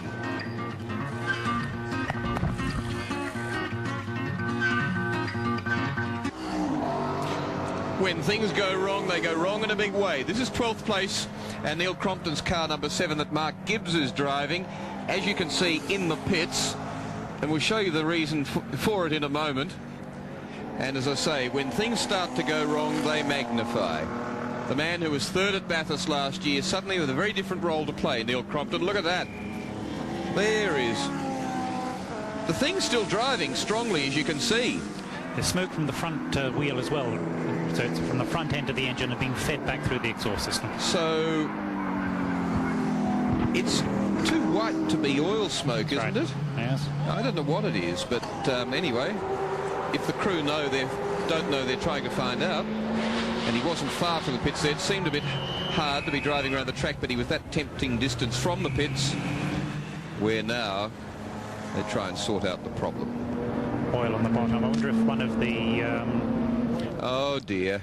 Well, car number 6 is the Chris Muscat car, Kent Youlden. We saw Brett spinning earlier in that VL blue Commodore, and this is Kent, his bearded brother, the Nissan Pulsar. And Chris Muscat, who does a reasonably good job in a Group E Nissan Pulsar, but there's sort of an element of fake farce about this. You're trying to average 100-odd kilometres an hour in a motor race, and you can't get it out of the kitty litter. Not too much grip on those tyres.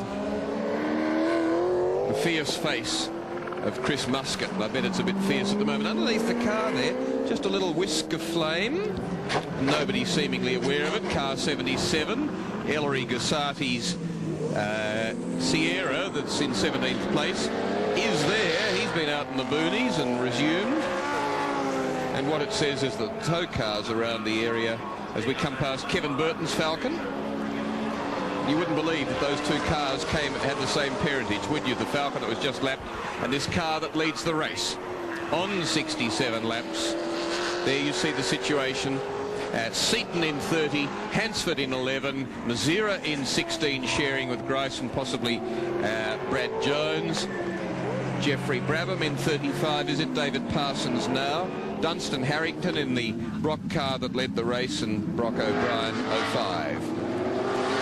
And this Larry Hansford in second place, being hard pressed by Thomas Mazzara in 16. Look at this, the battle for second. And Hansford has actually wound 11 up to fending off Thomas Mazzara. Now, on practice times, a 13.38 for Mazzara, and Hansford tells me, I think he was comfortably doing sort of mid-15s, he reckons. He reckoned that'd be about the race pace. So imagine amazing what a quick one-lap dash time, how that can be brought back. That's right, and Greg doesn't do a lot of driving, and this will do great things for him, get him really sharp again, a little bit of adrenaline, got something to go for, and doing a fine job. Larry Perkins will be very pleased with this. 7/10 of a second between the two of them. Second and third place, the race being led, though, quite clearly and comfortably at the moment, very aggressively, by Glenn Seaton in car number 30. And that situation continues with Muscat's car, and indeed 17th place, car number 6, the Muscat Yulden Pulsar. Peter Brock's ahead of them. He's not smoking quite as much, which I guess means he's just running out of oil, whatever was falling out.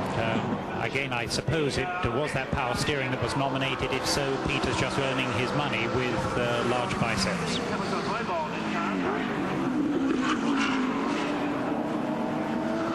So, Greg Hansford said, oh, I probably raced here on a bike last time about 1979 at Sandown. Had some big dust-ups with Warren Willing, who at Laguna Seca early tomorrow morning will be looking after Luca Catalora. And Luca will be trying to repeat his last 2 World Championship Grand Prix wins. And looked after by Warren Willing, and of course out on his own at the moment in the absence of the reigning World 500 champion Wayne Rainey. And, just a tragedy for a fantastic motorbike rider and a lovely guy. And into second place thrusting, but not quite pulling it off, was Thomas Mazzara. And Greg Hansford's taking very brave wide lines there, but determined to grab his apex. Boy, it's becoming Howard Marsden. There's some walking wounded and some wonderful recoveries. This is better than Flanders in World War I. And we've got a long way to go, and I think we've got some information from Ian down in the pits. Thank you, Howard. It's been a very, very tough day for the GIO team. Firstly, Neil Crompton leading the race, got turned around allegedly by Alan Jones. Mark Gibbs took over the car after that and was back in the pits 2 laps later with a broken front air dam. It appears that maybe some of the debris from that air dam has gone up and it has fractured the oil cooler. The car looks like it's going to be parked for the Sandown 500. Aha, well, we thought it was a bit white for oil smoke, but indeed it was, and if it had been steam, which was the only other possible thing, I'd think. And there we see second place changes. So Thomas Mazzara 16 is second, Greg Hansford car 11 shares with Larry Perkins is third, and P. Brock in car 05 is actually in 6th place,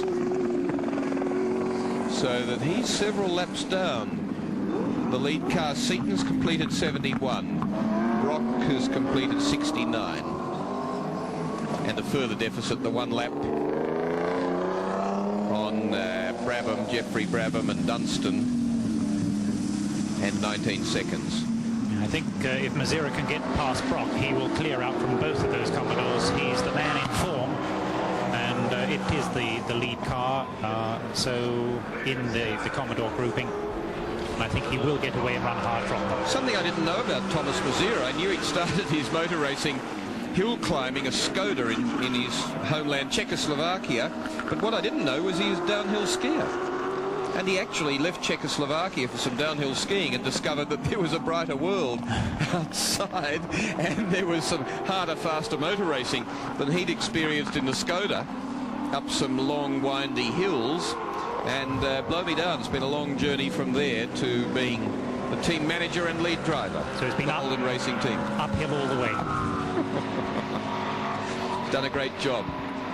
Very much liked and respected, and one of those campaigners from Australia who was hungry for world honours, got into the Formula Ford category and carted himself off to England and did it hard in digs and found out big budget competition over there, but wasn't afraid to give it a go. And as I say, one of a number of Australians who've done it and who don't get nearly enough recognition from home for what they really do take on. There you are, Brock, Mazzara and Hansford. And Hansford is losing nothing and sticking to him. This might have been, I don't think it was an intended one by Hansford to drop the position, but now he's using it well, and he's trying to stick with Mazzara. And providing he doesn't get too close and overheat the car, very comfortable, just staying out of there, the slipstream. And Greg Hansford, I think, is going to use this, and as I say, sensible, get the pressure off him, as Mazzara goes by Brock and makes it another lap's deficit for car 05. I think that now Thomas is through, he will clear away from both of these cars. Brock is a little bit off the pace at the moment, whatever's happening to him, but his power steering is obviously hurting the way in which the car normally flows. But again, good for Hansford. We said it before, Hansford does not do many racing miles, and this is so good for sharpening up the reflexes and knowing how it works. I was looking at the drivers at the driver meeting this morning, and Peter Brock's got pretty big feet for his build, but boy oh boy, I don't think there are any bigger feet around to push the throttle to the floor than in Charlie O'Brien, who's in sharing car 05 with Brock. It's a very seedy looking car at the moment too.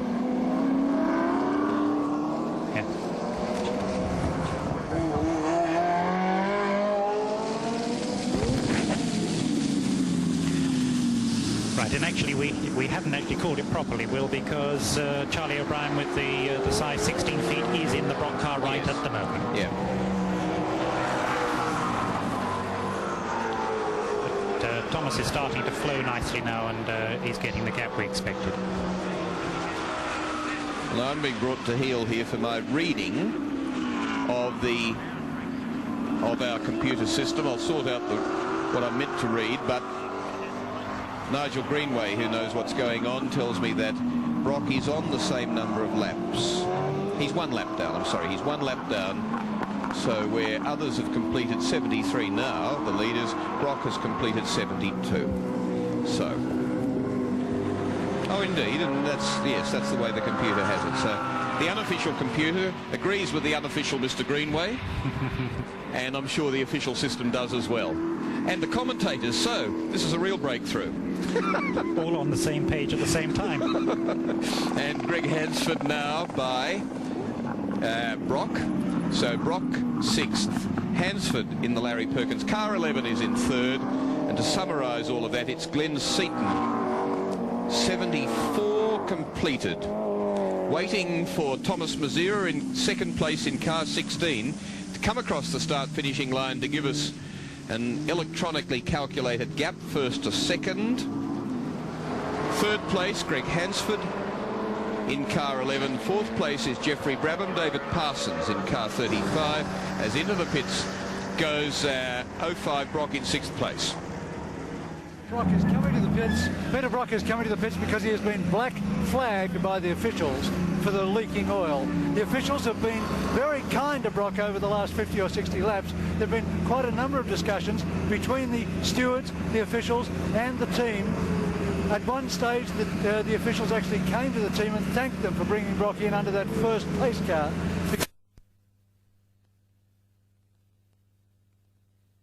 It's come to this that the black flag has gone out and Brock has to fix the oil leak if he's to continue in the Sandown 500.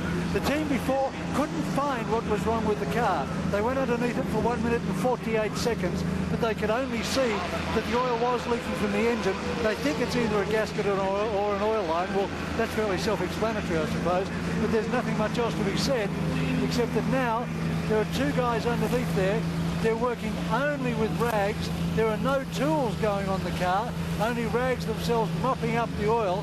So hopefully it's only residual oil that's causing the officials to be concerned. Brock has now switched the engine off.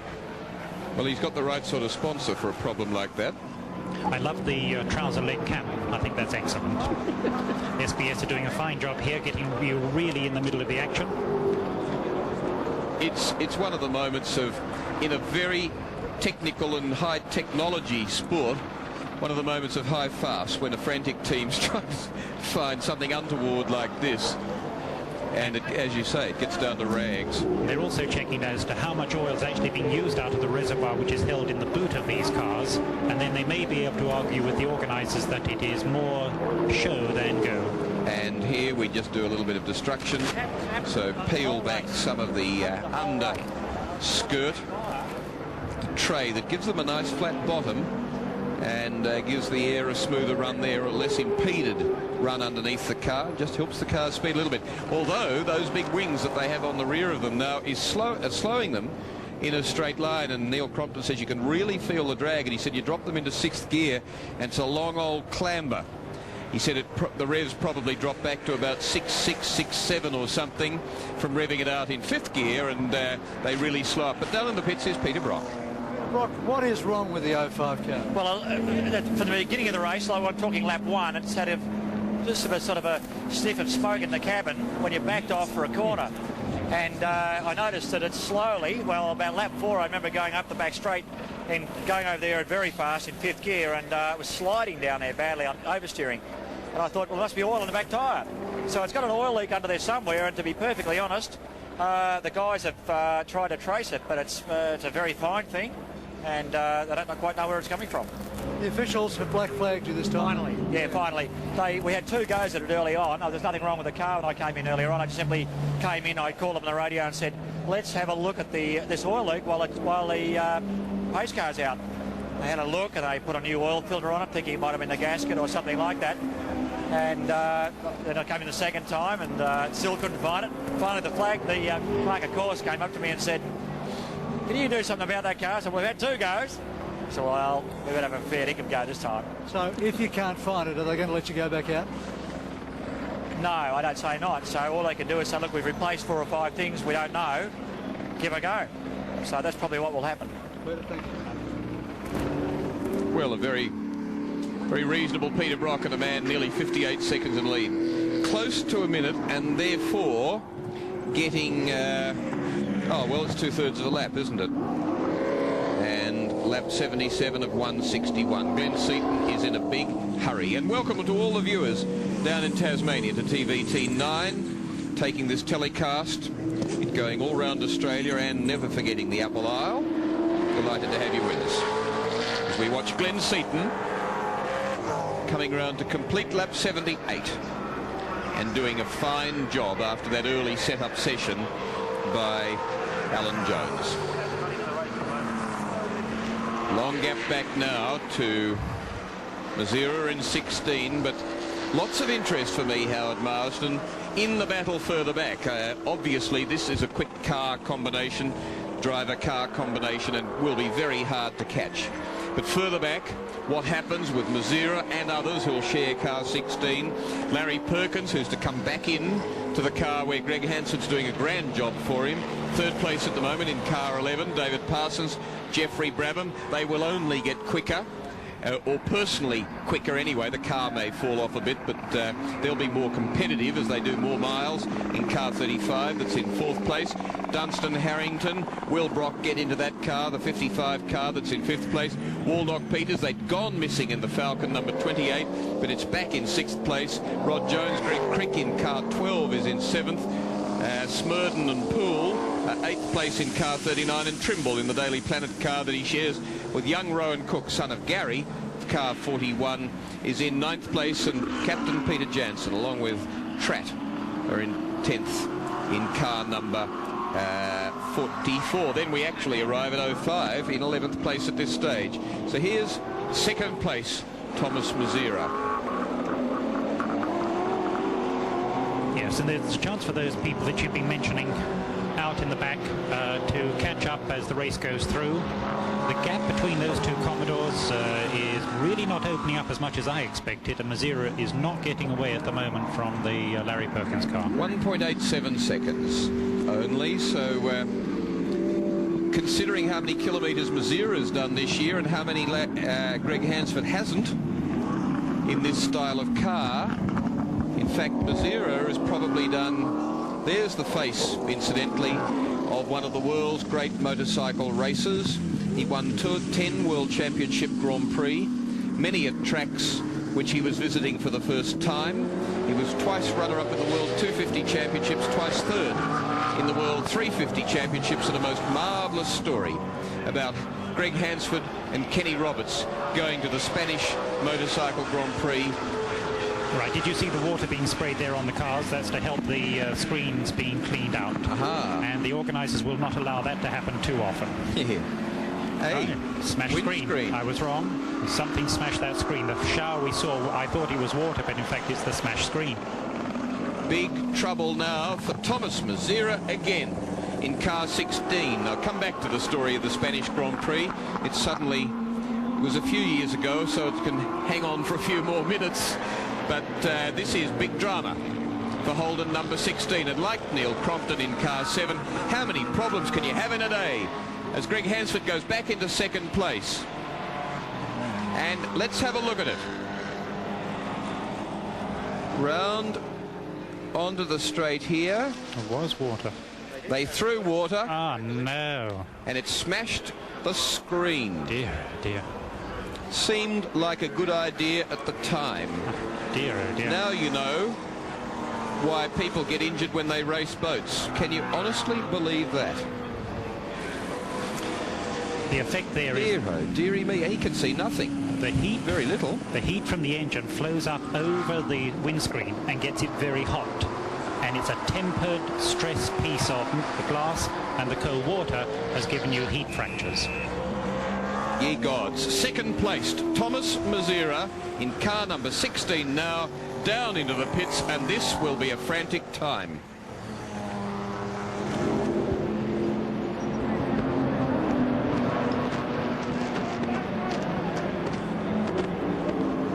All you know of this is that they won't do it again.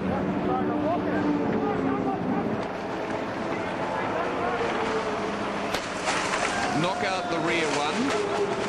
Full face helmet, and a very cold day coming up. Kick out the rear because that would have blown out anyway. Clear the glass off the car. Price is in there. Bonded screens, so they're hard to remove. Call for Windscreens O'Brien, one of the sponsors for Neil Crompton's car. We need to make sure they get all of that glass out of the way. He must not take that onto the racetrack with hot racing tyres out there. That is not even acceptable to think of.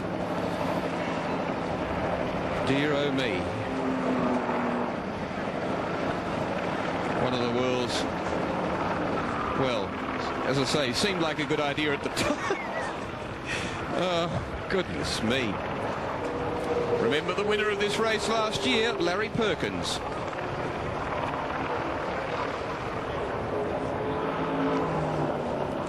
I'd love to know Thomas Mazzara's comment when that happened. I wonder what check for that's a nuisance is. So, gloves on Grace, trying to get this stuff out of the corner. And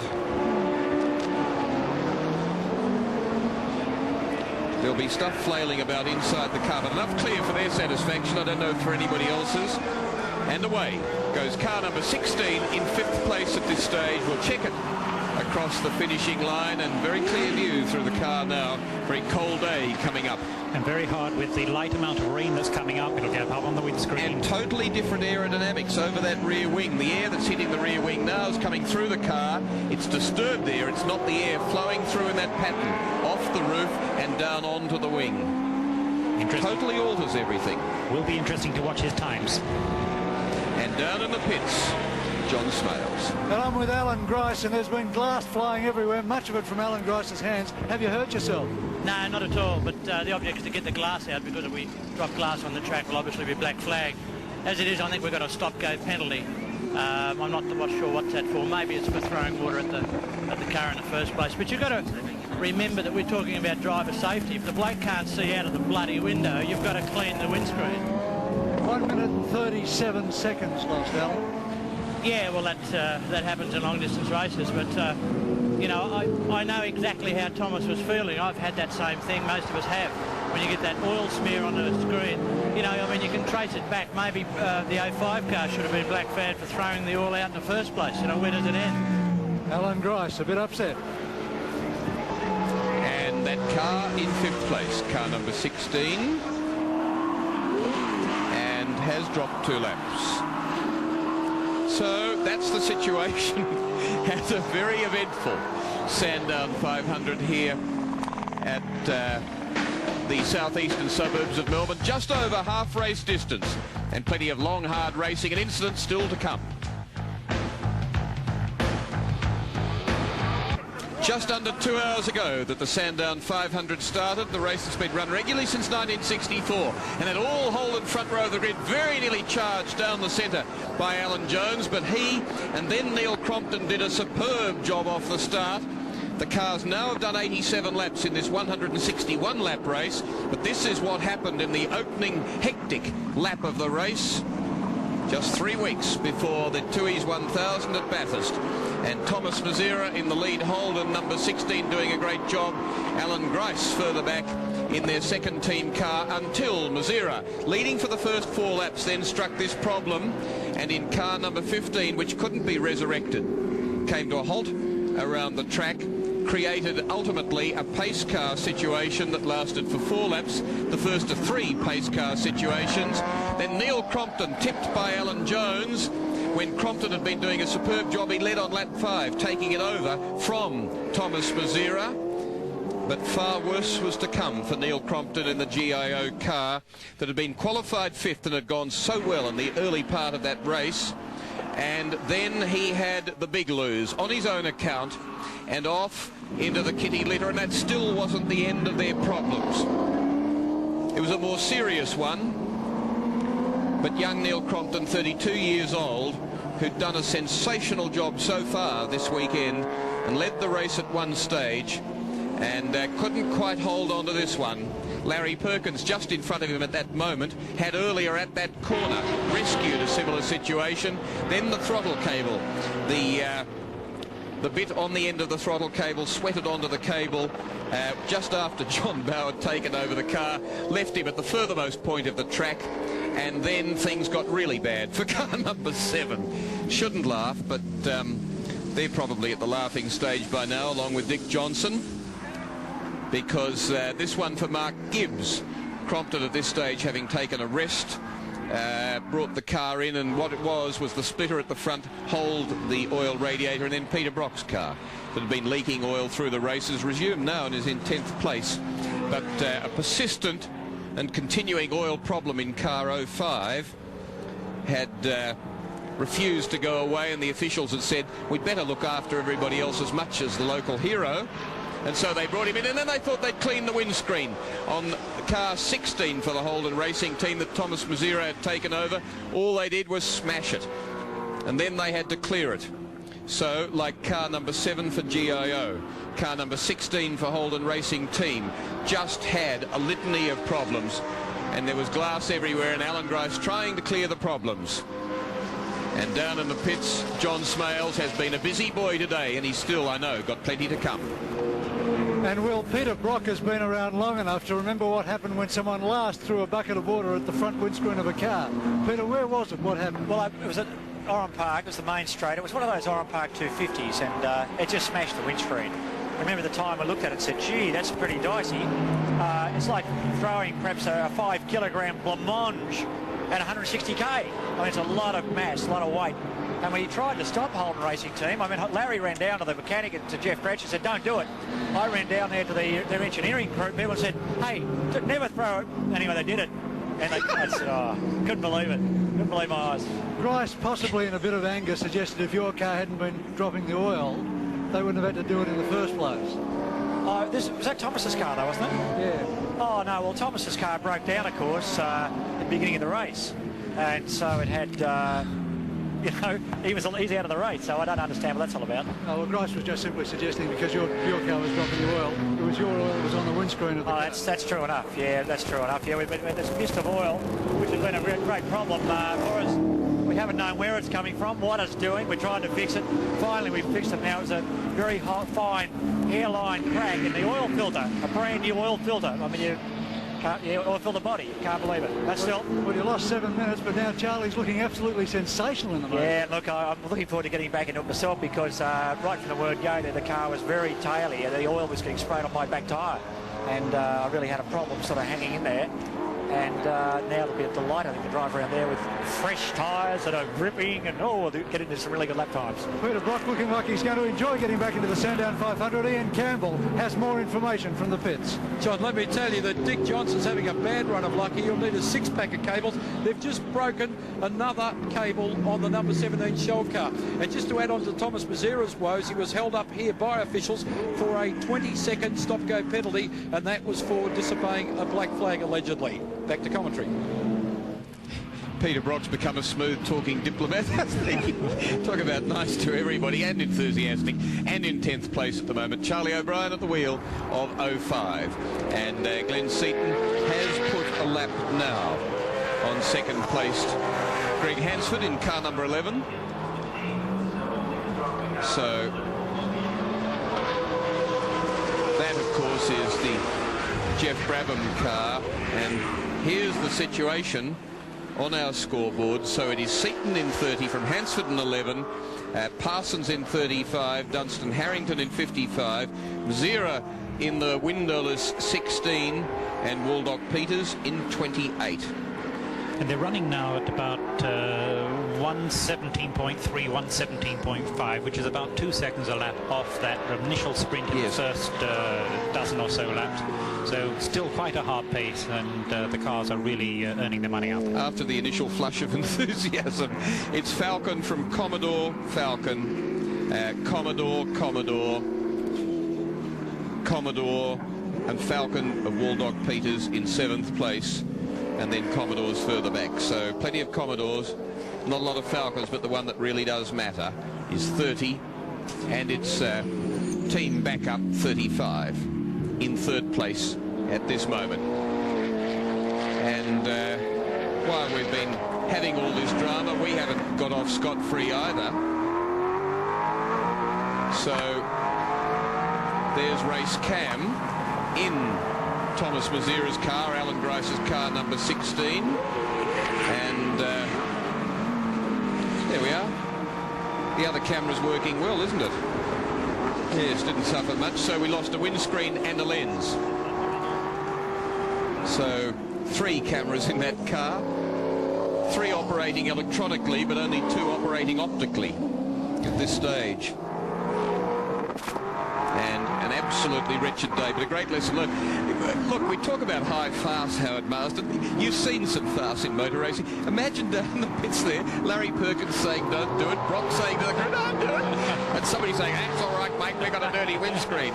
Isn't it marvellous? I reckon it's tremendous. There's a whole new crop of racers down there know that they shouldn't be doing things like that. And this is a team, I'm sorry, but, you know, it does deserve a laugh. A team that's got this new high-tech laptop computer. We can see what's going on in the car. We know exactly what revs the driver's changing at, what gear he's in, what throttle opening he's got, what manifold pressure and everything. The only thing is the boys tried to clean the screen. Oh dear. Thanks, Fred. Oh, look at the opposite there. He's really working that hard, very hard. I was just trying to find his lap times to see what effect it's having. So he's doing 18 and a halves, roughly 18.69. So the car's not very quick. That airflow is hurting him. And although he's driving hard, as you can see, and certainly certainly some of the angles he's getting on the steering wheel, he's having to hang on. But the airflow's ruined in the car. It's not balanced properly. Thomas is driving as hard as anybody. He'd be giving too much lift, wouldn't it? Wouldn't he be getting too much underneath that wing? That is quite possible. The whole of the back, the wing must be completely disturbed, and it's not working too well, which means that the ground effect of the front is now overweighing the ground effect of the back. And Sylvania Waters, there we are, Mokopan Coffee, and they had a big blow-up, a bigger blow-up than you see when the cappuccino machine goes off. Yesterday, spent a lot of the time with the engine out of the car, but that's the renowned Sylvania Waters team of Laurie Donaher and Michael, his son. I think that's Michael in the car now. So, and all the Sylvania Waters turnout is here. Nolene and I forget Michael's wife, the other daughter. And a marvellously spick and span team they are too.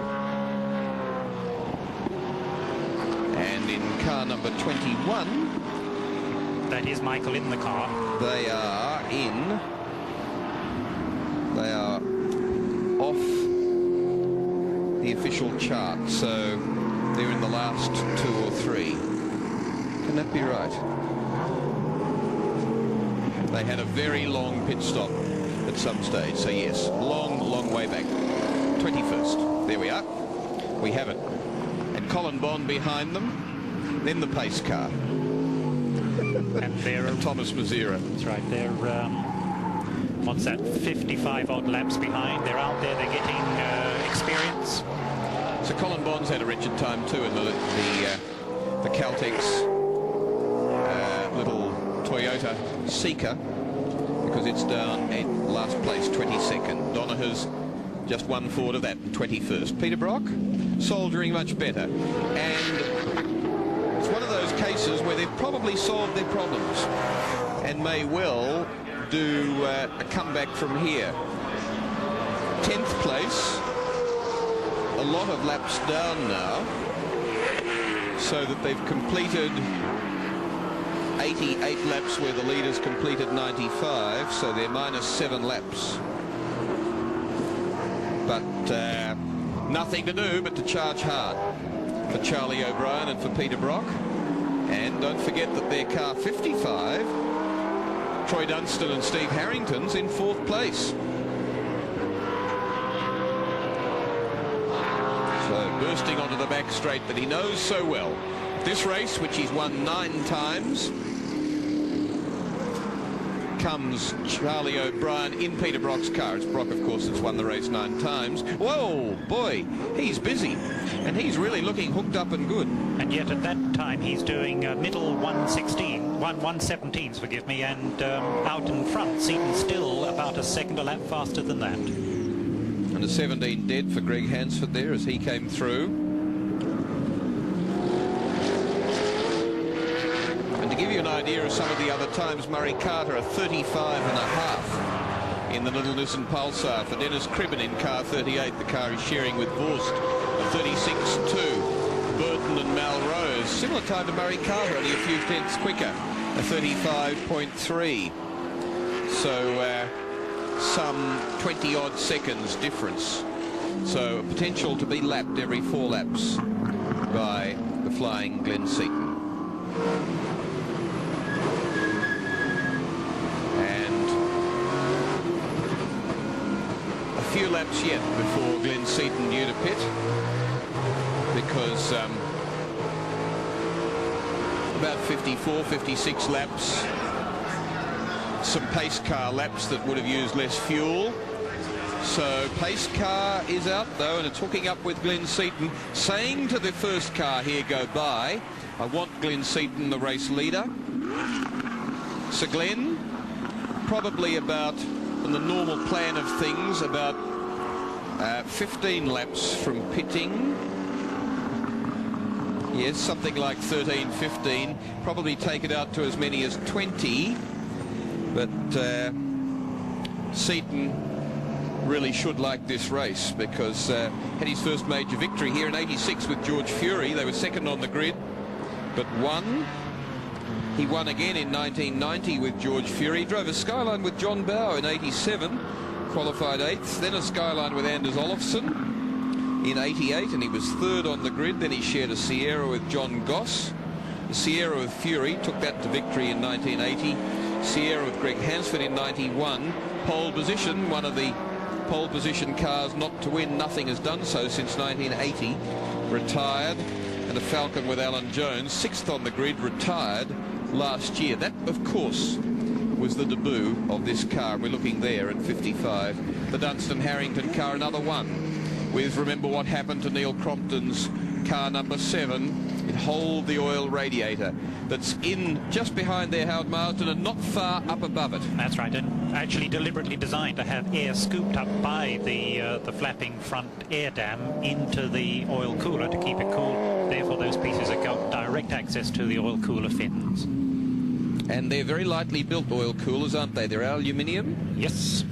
And it doesn't take much to pierce them at the speeds these cars go. A few parked cars around the track, and nobody's really scheduled to come into the pits for stops. It's a little early, and particularly. Okay, now I think they'll just cruise at this stage. There's no reason for many of them to come in. That quick car. Oh, having said that, here we go. 2 hours and 13 minutes of racing. 90. Checking the pads. That's 8 laps they're on at the moment. And car number 35 that's in 3rd place. Having a good look at the pads, because that's the one thing that worries them, is pad wear on that particular car. And it's the reason too that Freddie Gibson's kept his Mark Scaife, Jim Richards car away from here this weekend, that he's going for very thick pads, a very big caliper on the Winfield Commodore, because he feels pad wear could be a problem at Bathurst. Others say they'll never get it under the guards and the wheel won't fit within the Holden mud guard that doesn't have the same flare on the outside of it, Howard Marsden, as does the Ford guard. But perhaps it's time, while they're on this pace car lap, the 4th pace car period, we had a 4, a 3 and a 2, 9 laps so far, now a 4th one. Perhaps it's time to talk about the aggravation among Ford and Holden, the 2 manufacturers behind the leading contenders in touring car racing at the moment. And Ford very upset. They put out a very long statement, or Glenn Seaton's team did, on Seaton's behalf the other day, saying that they'd been wronged and so on. And Ford, under Peter Gillitzer, their motorsport liaison man, who tells me that he was speaking on behalf of the company's managing director, John Ogden, says if we don't get better treatment, we might get out of the sport after this 1-year comeback after a 20-year absence. And they're upset because they say the regulations have gone against them. Their car's uncompetitive. Ask that of Glenn Seaton at the moment, and things should have changed. What's your opinion, Howard Marsden? Yeah, I think that it's a shame that people are actually talking about this right at the moment. To be talking about changing the regulations before we've come here to race at Sandown and before we go to the big race of the year at Bathurst, to me seems not sensible. General Motors, Ford and Cam should have decided some 3 weeks ago, look gentlemen, let's leave it until after Bathurst, let's just see what comes off those 2 races, then we'll have a full year's information. We'll know about the cars, types of tracks, and different tracks under different conditions, different lengths of race. Exactly right. And then we'll know over the whole year who's got the advantage and whether we need to do anything about it. Then they should really have put everybody into a big room, locked the door, and not let anybody out until they made a decision. To be talking about it at the moment is incorrect. So I think the final decision, that is that no changes are going to be made at this stage, I think is quite correct. And certainly this race here at Sandown is again giving us an indication that the true speed differentials between the Falcon and the Commodore is not very much at all. The better team right at the moment on the day is pulling this job off. You'll get a similar situation come up at Bathurst. One of the teams again will look better than the others, but in actual speed potential between the cars there's hardly anything in it right at this stage. It's been an unholy punch-up, and one that I've found a bit tedious and boring. I mean, if you went into the details of it, you couldn't put it in a 60-minute current affairs program. But we'll try and have a talk to Glenn Seaton, leading the race, resting at the moment in car number 30, as we look in the pits at car 44. That's the track car that's in 10th place that he shares with Peter Jansen, and Howard Marsden trying to catch up with Glenn Seaton in car number 30.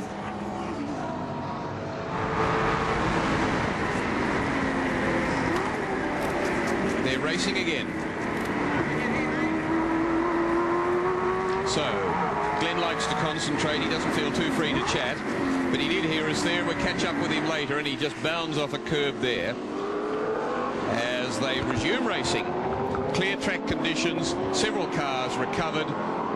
Thomas Mazzara in car 16 behind, and 100 laps completed now in a race that's been running just over 2¼ hours. The Sandown 500.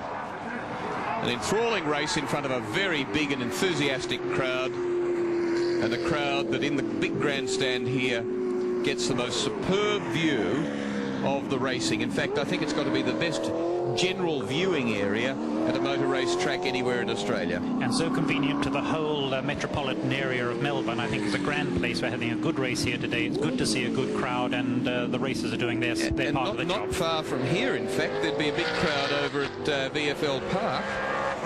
And yesterday, Melbourne people feeling a little bit relaxed. Is that right? Yeah, they're certainly MCG. At the MCG. Okay. A different sport on the same day. I'm not a native, I don't know where they're playing, but I know that the Mighty Blues won yesterday and South Australia's no longer in it. So there were some smiling faces around quite a few restaurant and shopping areas last night. The Mighty Blues means Carlton, is that right? Yes. So there we are, and we're up here this high and safe because of K&R services. And aren't those marvellous bits of hydraulics that just sort of say, well, I'd like to go up there, no matter how much the wind blows. Look at it. Ooh. I say no matter how much the wind blows, but I'm not a good man with heights. But our cameraman is, and Glenn Seaton's a good one with speed on the ground. They're really getting bounced through that left-hander there, aren't they? So, yes, Glenn Seaton victorious in this race. 2 previous occasions, and looking very much, and unless something untoward happens, as though he'll do it on this 3rd occasion. So 86 and 90, a 4-year gap between the 1st and the 2nd victory. Will it be a 3-year gap to the 3rd? It's Thomas Mazzara in car 16 and now in 5th place. And look at the wind over his overalls. But then Thomas has done some open wheeler stuff, so he'll be used to a bit of wind, but not as much as he's getting at the moment. Indeed, and a big blow-up for car number 11 across the start-finish line. 2nd place is out of the race.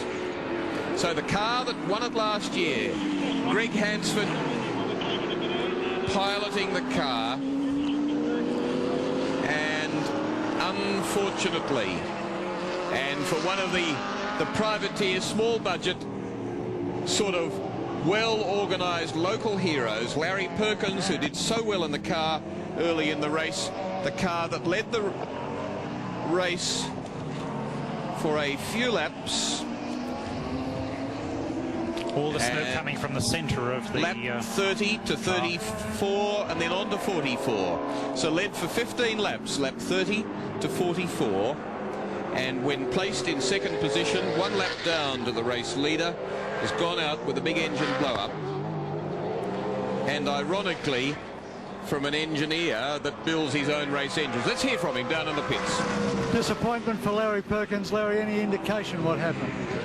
Greg said on the radio just before the smoke that he'd lost a cylinder, and now we've got some smoke. I would say it's probably dropped a valve or something. Larry, you put a great effort together last year. You were almost on pole this year. What's the feeling at the moment? Well, you know, obviously it's disappointment, but we're going to capitalise on what we've learned today, and obviously we can't have a repeat in 3 weeks' time up at Bathurst. Were you trying anything different today that caused the engine to go this way?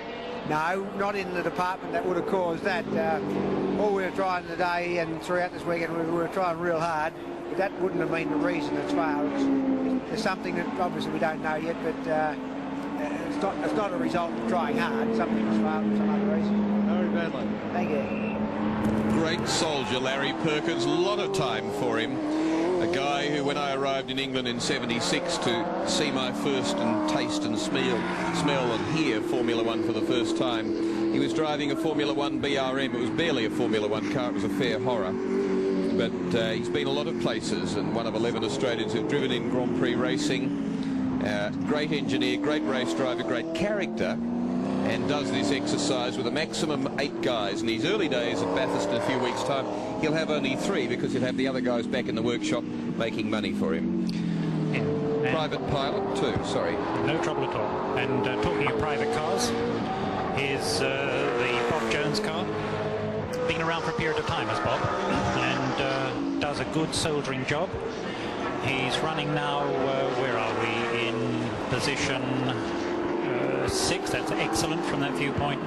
And he's down, we can't quite see the number of laps. We're down right at the moment, but he's down about 5 laps. And he's in fact come up to 5th because of the retirement there of car number 11. It's still being shown in 4th place, so even with it stopped where Greg Hansford brought it to a halt, it's got enough of a lead over Mazzara in 16 for it still not to be up into 4th place. For Jones in 12, still not to be up into 5th place, as he will be shortly. But again, there's lots of news from the pits and Ian Campbell. Thanks, Will. There's been a lot of penalties handed out under the last yellow flag. First of all, the first one to get the wrath of the judges was Stephen Harrington in the 5 car. He got a stop and go for passing allegedly under the yellow. And the second one's just been and gone, the Daily Planet entry with Rowan Cook behind the wheel. So the judges are right on it today. Car 55 comes in now behind the 2 Glenn Seaton Peter Jackson team cars, lying 1 and 2, and still with this front splitter on 55.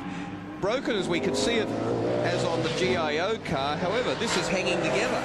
It is so far, but then the other one also stayed for a period of time before a piece finally did get into the oil system. So it does. They're really quite awkward to get off and get in. He's in a good position. It's a very hard call as to whether to get him in and change him or take your chances and stay out. Of course, again, it's affecting the aerodynamic effect of that particular car at the front. Make it a bit harder to drive, but the driver will know all about it, and they're making their decisions on the time. 3rd place at the moment for car 55. So Seaton and Jones in 30 have completed 105. Brabham Parsons in 35 have completed 104. Dunstan Harrington 103. Mazzara 4th place on 102 completed. So the field's certainly splitting up, but as we said, plenty would happen in the latter part of the race and when other drivers got into the cars. And I still feel there's an opportunity for that sort of thing to happen. Mazzara will still play a part in this race and have an effect on it, and I'm sure, along with Brad Jones and others in car number 16. And I'm looking for the same sort of performance from Peter Brock, Charlie O'Brien in car 05, down in 9th place at the moment. But some people who, on pace of the drivers and of the cars, they can easily round up. They have a lot of rounding up to do, but I know they won't give up too easily. And I tell you who's travelling very quickly at the moment is the Johnson Bow car, which is doing 1 minute 15.8, and if it's young Cameron McConville still in the car, then he's really going well. So this is the situation at Sandown. 105 laps completed in 161 lap. Sandown 500 live to you from Melbourne on SBS. Good afternoon, Alan Gaskell with another. Obviously, you like to stay out there as Glenn Seaton comes to the pits here in the Peter Jackson lead car. Aren't they doing a good job? 1-2 now at the moment in cars that qualified 3rd and 8th fastest. Just hold here for a moment as we see Thomas Mazzara, I think, also preparing for a stop. It's a very leisurely stop, isn't it? They're not ultra urgent in that team. They've got good control of this situation. All they really need to do now, Will, is just execute the job gently and sensibly. That's they've basically got it in their corner, and this is a nice controlled, sensible pit stop. Alan getting in the car. Careful, sensible. Did they look like careful, sensible eyes? Still a bit of urgency in the AJ's face, wasn't there? It sure was. But Neil, really felt for you early on as we, with car number 30 which retains its lead as it goes out after that second pit. We said it would be due in at about 112, perhaps a little bit later on the basis of the pace car laps. Well, in fact, that was when he came in. But, yeah, what was starting as a promising day, you led on lap 5 and into lap 6. Started to go bad, and boy, didn't it turn to muck. I partly contributed to my own downfall there, Will. The first time I allowed a situation where Alan could poke his nose up the inside, and Alan came up afterwards and we just had a laugh about it. It was no big deal. Fired off and got back on again. There's the man in question, and got back up through the field again. And I'd actually told myself a couple of times when the car got to about where Alan is at the moment, just be a little bit careful, because it was very shiny down there. It was slipperier there than it had been in any other part of the course. And a couple of laps prior, I'd put another couple of turns of rear brake bias on the car just to make sure I didn't lock a front when I was getting into some of these other higher speed turns and just understeer off. And you guys would have seen better than me what happened. I just locked up the rears and fired off. So that was just a silly mistake, sort of a C-grader's error. Neil, you had a super run today. I mean, you really were very quick. What's the secret combination or anything special that you've managed to put together this day? I think a lot of the credit, Howard, goes to Wally Story, our chief engineer. He's put a lot of time and effort into the car. We've got a car that absolutely meets the minimum weight requirement. Our car, in actual fact, requires fluids to get it over the minimum weight. And we had to really ballast up yesterday before we could get it over the scales.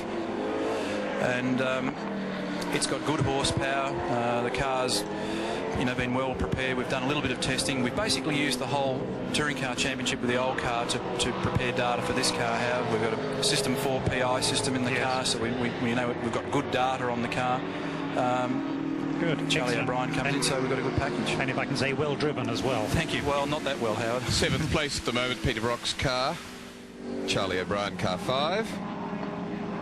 So,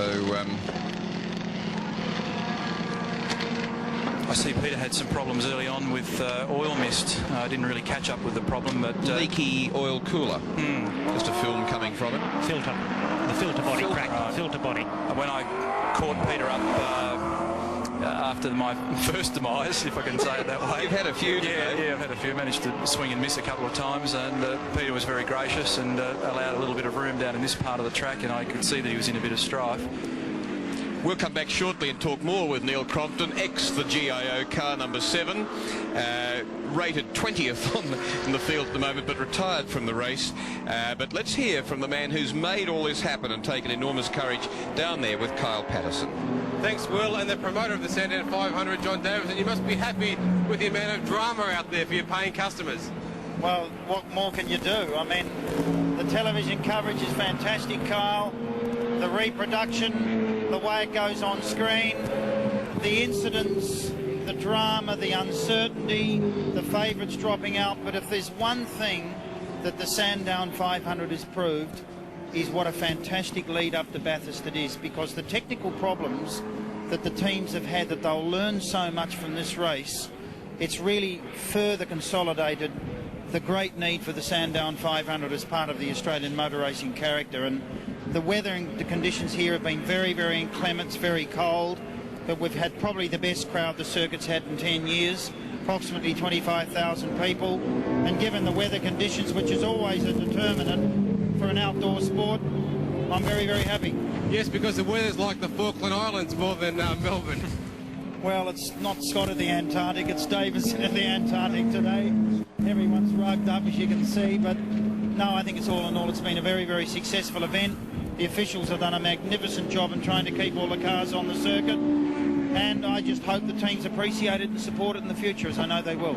Thank you, John Davison. Great event. Back to you, Will Hagan. I certainly look forward to that happening. If it builds as much over the next year to next September as it did in this past year, it'll be an absolutely sensational race, because Neil Crompton, there is no atmosphere as good as that in this gigantic grandstand when the cars come roaring by. No, I must say that when the introductions are done at the start of the race, it's tremendous to see the crowd responding to this Holden versus Ford battle that's been created this year, and There's a lot of interest out there. Peter Brock and myself were standing down there ribbing each other when the Razzes and the Raspberries and the cheers were going up, and it was very good. So it's a tremendous venue, and it's one that we must protect. And Neil, for you, your job is very different this year. Third at Bathurst last year, tremendous effort driving for Freddie Gibson in the GTR Skyline with Anders Olofsson, but then coming here with Bob Forbes, but in his team, and essentially you're sort of running that exercise, and you're the lead driver. Much more weight on your shoulders. There's certainly plenty of reasons to grow a grey hair or two at the moment, Will, but Bob Forbes has given me an outstanding opportunity. GIO Australia and our sponsors have got right behind us, and I think we've got an A-grade effort going. We lack in very few departments. Mark Gibbs did a great job today, and really I made Mark's job difficult, which was my fault, but I think we can hold our heads pretty proud as we go to Bathurst with a competitive package. What were your emotions at various times of the day? Are you pretty happy with qualifying, presumably? A little disappointed, quite frankly, because I did 14.8 on an old set of tyres on Friday, and I thought, well, and Howard would know this, you bolt a new set of tyres on, you expect to make a second and a half maybe, but it didn't translate. In fact, I had to take a few swings before I could even break into the 13s, and even then it was only a 13.99, so it was hardly a time that set the world on fire. But the thing is, a couple of the other teams around us have the opportunity of using a softer tyre. We've been using our Dunlop M4C1 for the majority of the season.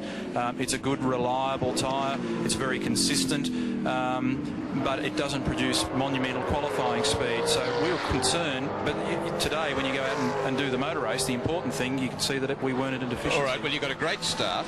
You led on lap 5. What were you feeling then, lap 5, 6? I guess I was pleased. It's always, you feel good when you're at the front of the field, when you're at the sharp end of the field. I think everybody probably expected me to be a little bit flustered or to stamp my feet and spit my dummy about the Alan Jones incident, but I said to Jonesy, mate, I contributed to it, not a problem, So I was pleased with my concentration levels. I got back on with the job, but I was very disappointed with the silly mistake in the wet. Rattled by the second mistake? Yeah, it just cheeses me off. It's the sort of thing that a bloke in a Division 2 sports sedan does when he's learning his craft. And as we look at car 55, the mobile car in the pit area, getting that attention to the splitter and front spoiler, and I see a change of placings. Alan Grice, Thomas Mazzara have moved up to third place. So Troy and Steve, whilst they're getting this assistance, car 55 are going to drop back just a little bit. So John Davison talks about this being a learning curve for Bathurst. There's been levels of almost high farce here today, haven't there? The sort of crazy things have gone wrong. Would you like your windscreen cleaned at high speed, for instance? No, not particularly with the heated screen switched on, which is probably what happened. We've got a heated screen, but I wouldn't like to throw a cold bucket of water at it. I was making a bit of fog in the early stages of the race. I thought I'll switch this on, and then I did switch it off again. But our team, the GIO team, had a problem at Bathurst last year, and they threw a bucket of water at the screen, and it wasn't that successful. But the funny thing is that this happens year in, year out. Looking at fourth place car 55. I said to some of our sponsors yesterday when I made an address to them that what you have to do here is recalibrate your brain and stop thinking about 20-minute crash and burn races. You've actually got to think about the things that have gone wrong in the past in endurance racing, and the weirdest stuff happens. And people who are successful in Daytona and Le Mans, a problem there. The 12-hour at Bathurst, the Tooheys 1000. You look at, if you go back through your books, you go back through your videotapes, you look at these events, say in the last decade, and the most bizarre things happen. You do not have to do 13s around here to win the motor race. Well, there's two guys. They qualified 8th. They won Le Mans, and Jeffrey Brabham is first to say he's nowhere near as quick as a whole pile of other guys in these cars, certainly as of yesterday. Not so much today. David Parsons, same deal. Hasn't driven a car for a long while. But look at them, where they are now, second place. That's a great... Neil, your lead up to Bathurst is now about to start.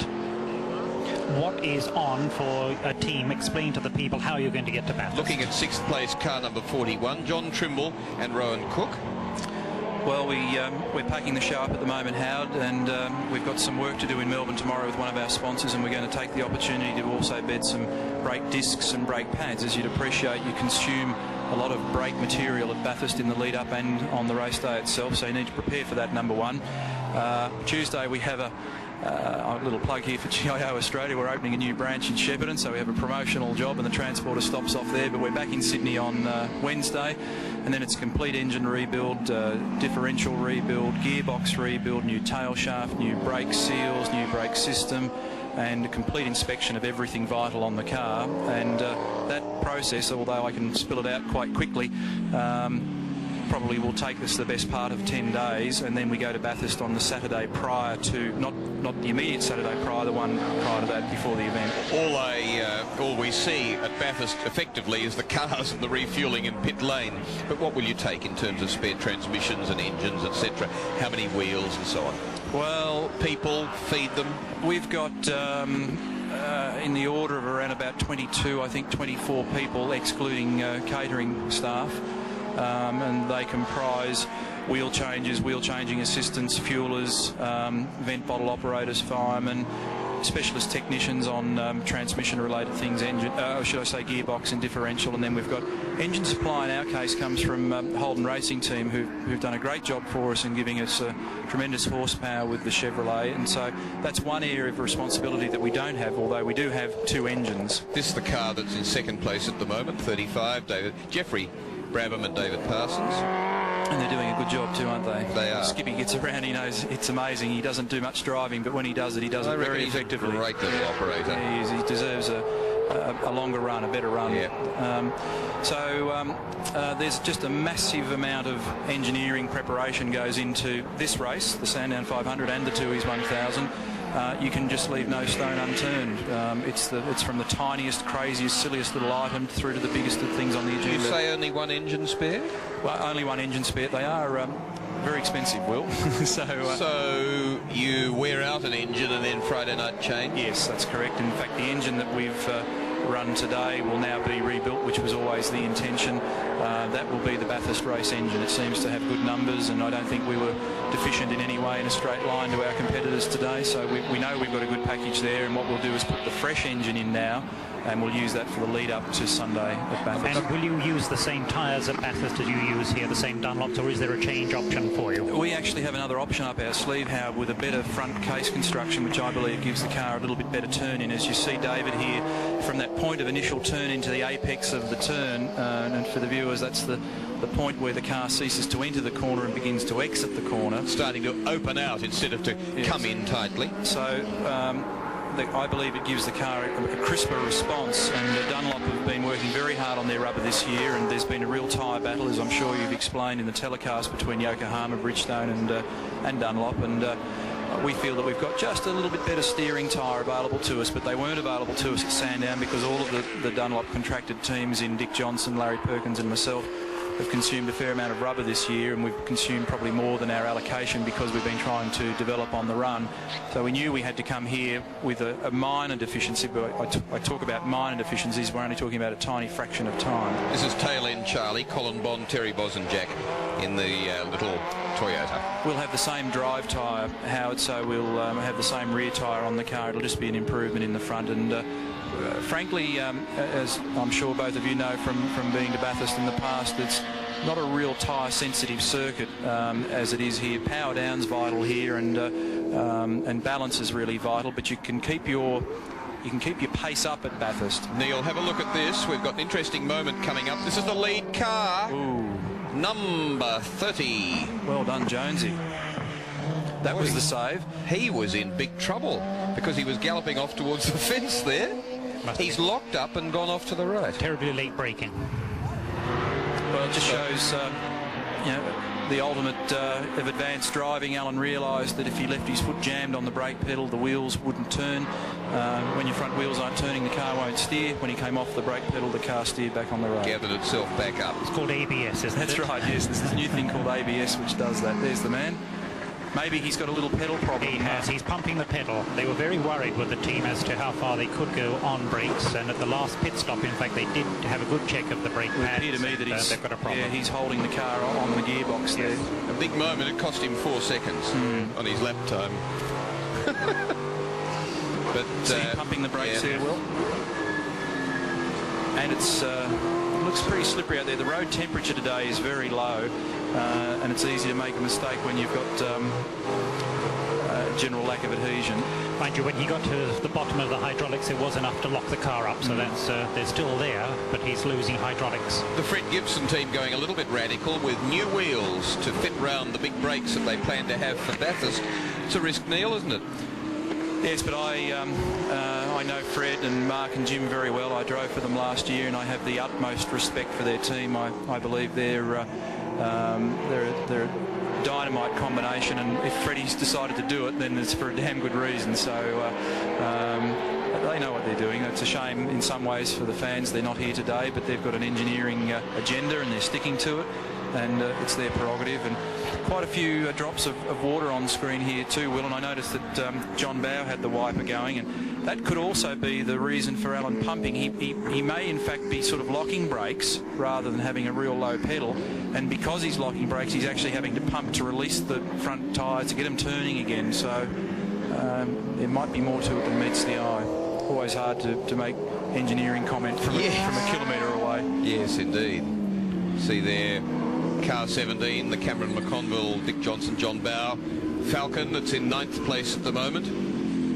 And thanks for joining us, Neil Crompton. It was nice that you had the spare time, albeit that it meant disaster for you. Thank you for having me. I'd just come back from explaining to our sponsors in their VIP suite up here what had gone wrong, so I needed to be cheered up a bit, Will. Have a better run at Mathis. We did tape up these wrists. We did enjoy your cut and thrust, very seriously, a great effort, and pity it went like that, but it's a learning curve. Oh, that's right, and you know, I made some mistakes that I learned from today, so we'll go from there. Thank you for your best wishes. Thanks, Walter.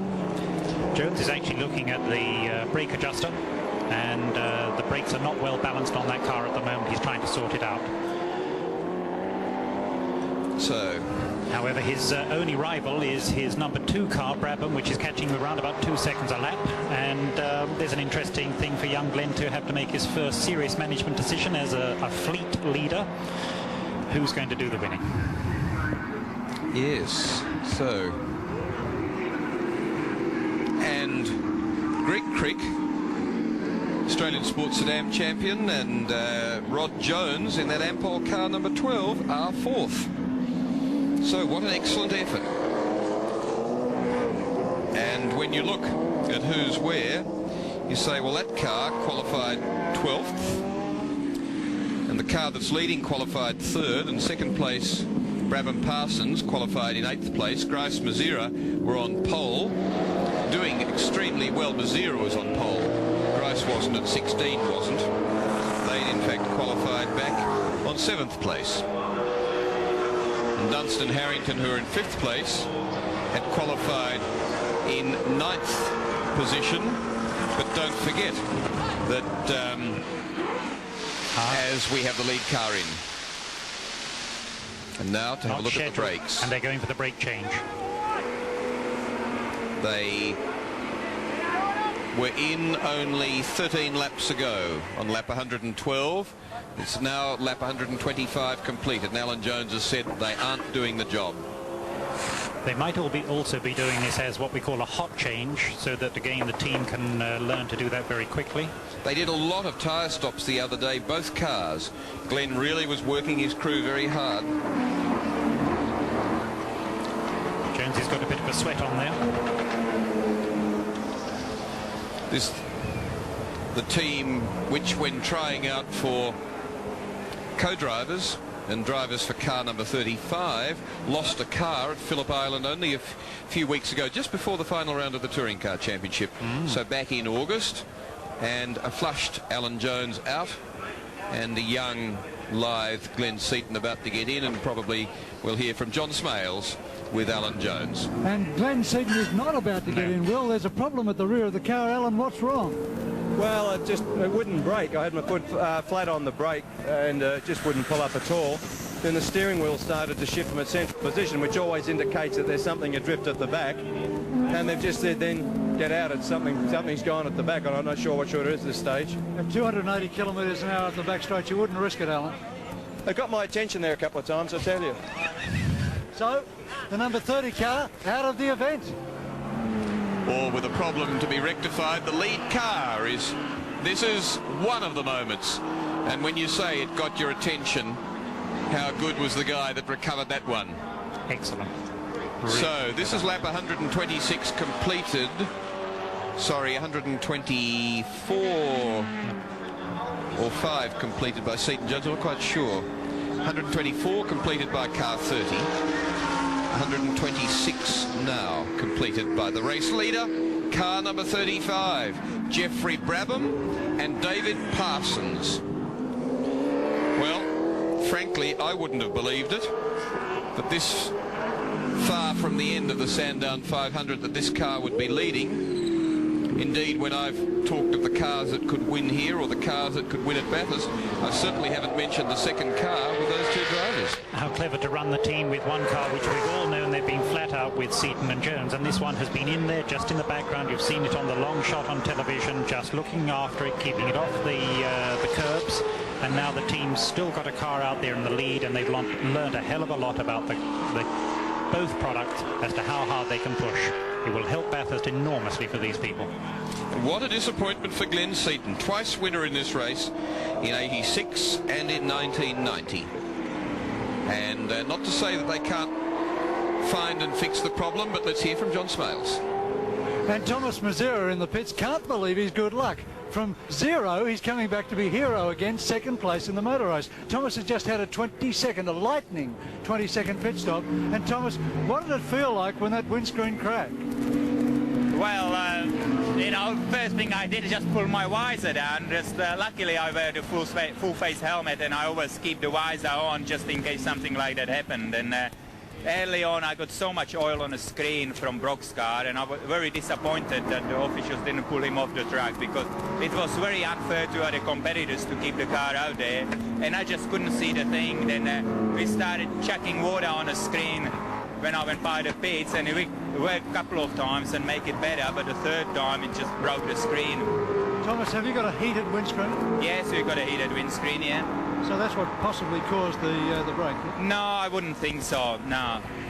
It's just basically the pressure of the water, the impact of the water on the screen. What's the car like to drive with a 280 km/h breeze going straight through you? I'm not doing 200 km/h an hour, because I'm down about 400 revs down the straights, because the drag is so bad. Then, but the car is very good under braking and through the corners, because I'm getting good airflow on the wing. You were shivering when you got out of the car. As an ex-ski instructor, how are you handling the cold? Well, the worst thing was because I sweat a bit when I was there on the first few laps. Then we pushed the windscreen out and all the cold air at me. Then, yeah, I was quite cold there. There's only one Falcon to go. You're still in the race with a big chance. Well, I think we're about half a lap down, or maybe the lap, I don't know exactly, but you know, we're still not out there yet. You know, keep the fingers crossed we can finish on the podium. Thomas Mazzara and Brad Jones is now in the car.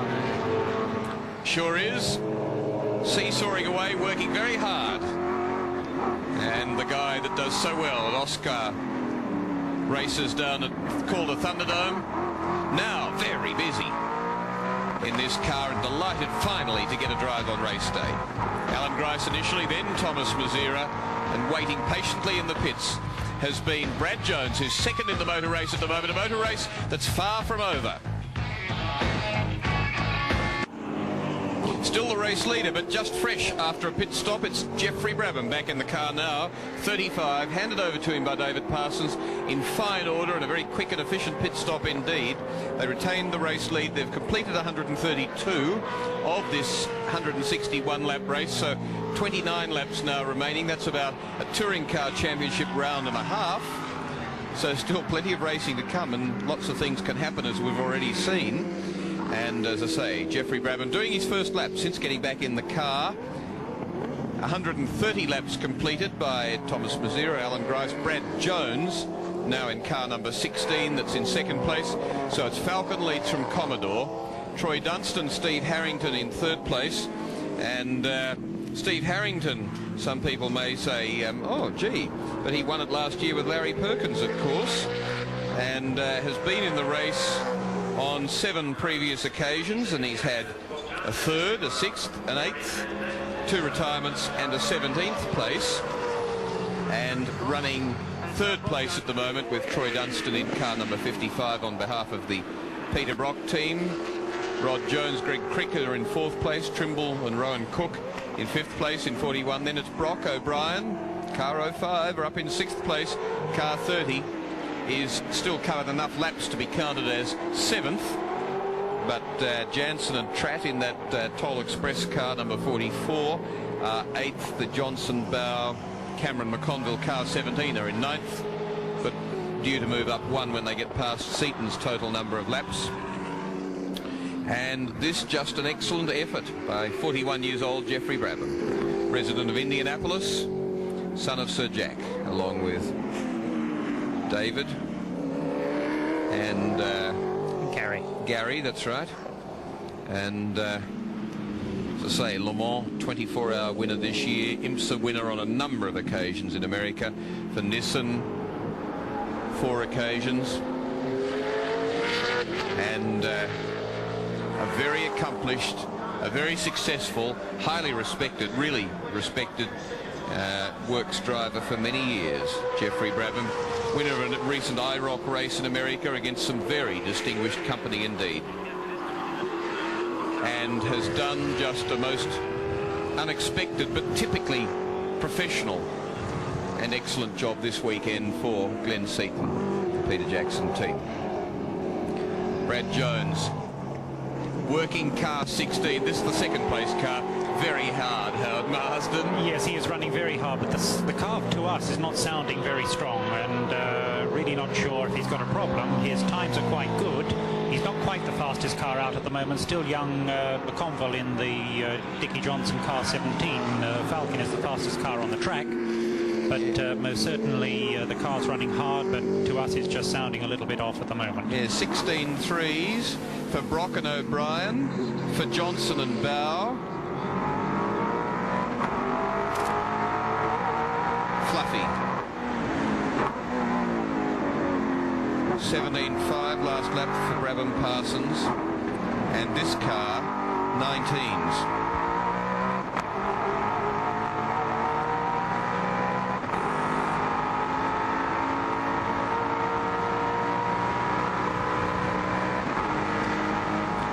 Experience for Brad, who's spent most of his time inside touring cars. This one time he's half in and half out. Oh, it gets crossed up. You have to work and work very quickly. And again, he's obviously been told to get into the car and to get as much learning out of it as possible. Remember, part of the reasons for being here is for its own glory. To win Sandown 500, a tremendous thing to do. And that car, in fact, was smoking, by the way. Car 28 that's been... all ends of the field had been up much better than this, but 15th at the moment. Waldock and Peters come to rest in the Falcon that was debuted here just this weekend. And a great effort, great character is Kevin Waldock, and I know he's going to go Bathurst and run a good, long, hard race.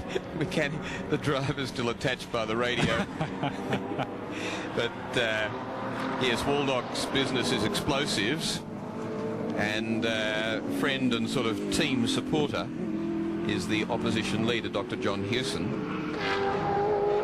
But here's Brad Jones doing two things. One, trying out the car.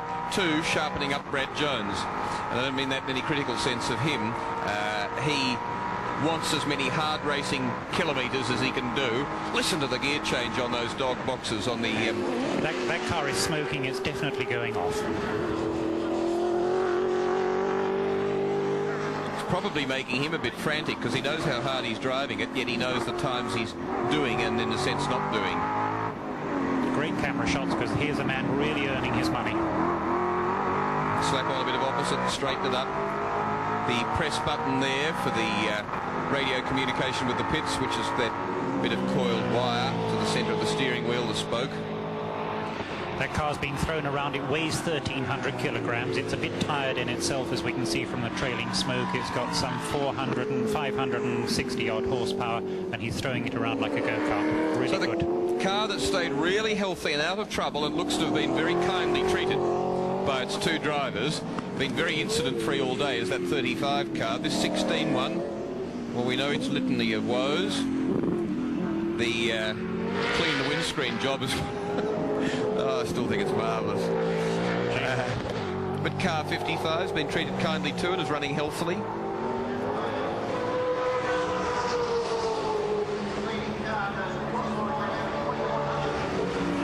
Oh, very... just not pulling hard, not revving up, not wanting to race up to high speed. And there's third place, 55. Troy Dunstan, Steve Harrington. Harrington, the victor here last year, co-driving with Larry Perkins. Lifts it up onto 2. Kicks it on the curb. Another pair who are looking very quick and working their car hard. Locked up on the left front. But car 16 in second place has a margin of more than a lap over this car, number 55. So it's this gap plus the lap between the two of them. So interesting motor race, this Sandown 500, Howard Marsden, and that's right. And this car, I think, will start to go more slowly. And let's go down to John Smales just before the course car's gone out. And Howard Marsden, your concerns about the Holden Racing Team Commodore are very much shared by the Commodore's engine man, Rob Benson. Rob's been working on his in-car telemetry here. And Rob, what are you seeing about the car? I'm seeing that the lambda sensors, which tell us the mixture strength, are running richer than they have done all day. And I think it's because the muffler that we put on the car, which we were over the noise limit, so we had to put a bigger muffler on. It's starting to collapse inside on one bank, and as you see here, one is very much lower than the other. And so I'd say on the left-hand bank there, we're running very rich. So that's what's making the car sound off-song? Yeah, it actually is off-song. It's losing some of its horsepower, so I'd say it'd be down 20 or 30 horsepower maybe. This Motec telemetry is just sensational, isn't it, for you to be able to tell that from the pits? Yes, yeah, it's very good. You know, it's not all hooked up yet, but the bits we have got hooked up are proving to be, you know, mostly good for us. Well, the car's obviously become behind the pace car at the moment because he's right off the throttle. Yeah, yeah, if he's behind the pace car, that's our throttle position there. You can see he's just feathering it along, so if the pace car's out, then that'll be right. Well, Benson, is the car going to get to the finish line? A good question. Yeah, I think it should do. Like, if it's only just the muffler and it's just collapsed a little bit, then it's not a problem. So marvellous stuff that, and Neil Crompton's team has similar because they share engines from the Holden Racing Team. They lease engines from the Holden Racing Team, and as I say, and look at that, 05, the car that's 5th. Said plenty was still to come, said plenty could still go wrong, and it has, and it is. So that driver trying to reach across and rectify something. Can't be another throttle cable, can it? Oh dear, it's bizarre. The number of problems they've had, and the cars that have now come forward. This is a general clearing effort as well, as you can see. Car 11 that led the race for 14 or 15 laps. One of, let me think, we had Mazzara in 16, we had Crompton in 7, we had car 11, we had 30, that's 4 litres, we had 35, it's 5 litres, we had 55, is 6 litres. And it's fabulous. We've had 6 different leaders in this race. If they get that many at Bathurst, they'll be going well. And I tell you what, if they have this number of dead cars, they're going to have a fair number of pace cars out, aren't they? But again, learning curve, the boys know how hard to push the cars. It might not have quite these number of problems at Bathurst, despite it being a longer race. Surprising, because don't remember, they come, now don't forget, don't remember either, they come to this race fresh from a whole pile of short sprint races, and the mindset is totally different to do this, and this is why it is so valuable. And Howard Marsden, when you think of it, even for Freddie Gibson's team, good though they are, it's valuable long distance practice missed for such as Alan Moffat, yet to finish building a motor car, it is a massive task to go to Bathurst and to be practiced as well as being competitive in the car actual setting up and so on. Yes, and the infrastructure that goes with it, everything from making sure the blokes running the barbecue properly down to the blokes who are changing the wheels and tyres. A team wins Bathurst, and a team learns a hell of a lot of how to do that here at Sandown. Glenn Seaton's done it, seemed to be cruising to victory. And rather like the Mazda team here last February when they discovered a minor problem in their car about camber adjustment, and they made sure it never happened again. And they went on from a defeat here to a glorious 1-2 victory at Bathurst just a month or so later at Easter in the James Hardy 12 hour. So everybody regrouping, and Larry Perkins, the driver of car 11, when it set the new lap record at 1:14.759, just under John Bowes' 1:14.81, the previous lap record here, and the race being led by car 35, the Falcon of Jeff Brabham and David Parsons, from the Holden Commodore number 16 of Alan Grice, Thomas Mazzara and Brad Jones, and 2 laps between the two of them, particularly as the cars now bunch up. And car 55 in 3rd place, minus a lap, but on the same number of laps, in other words with car 12 able to threaten. So 55 in 3rd place, car 12 Rod Jones, Greg Crick in 4th place. The battle that could ensue from this moment. Both of them 137 laps completed, 3 laps less than the race leader. And then Trimble and Rowan Cook, John Trimble in 41, doing a grand job for very much an amateur driver and a young, inexperienced driver, talented one out of the HQ Holden ranks in Rowan Cook in car 41. They've completed 135 laps. And then was Peter Brock, Charlie O'Brien, till they stopped involuntarily. So it's 44, and that's the car, the toll transport of Peter Jansen and Tratt.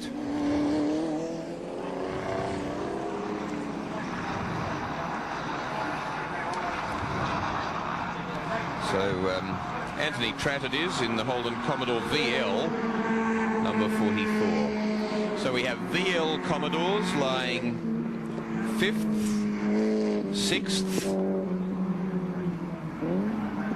and that's a pretty good performance for people with a car. We've had VN, VP and VR since then. They have a 4-model old car.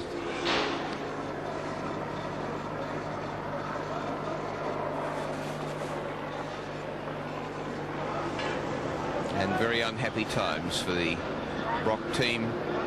The master of Sandown over past years, the master of Bathurst over past years, but finding that 10th double-figure victory very elusive indeed.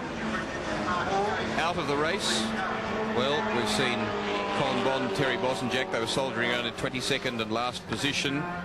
Chris Smurden, Brett Youlden, they had a spin in that light blue Commodore 39 one stage, and Mark Poole was to share the car with them. Larry Perkins, Greg Hansford went out in spectacular fashion when they had the engine go.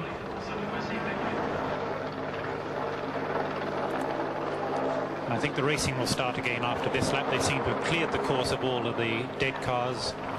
Everybody's lined up, and we should see the flag start this time round.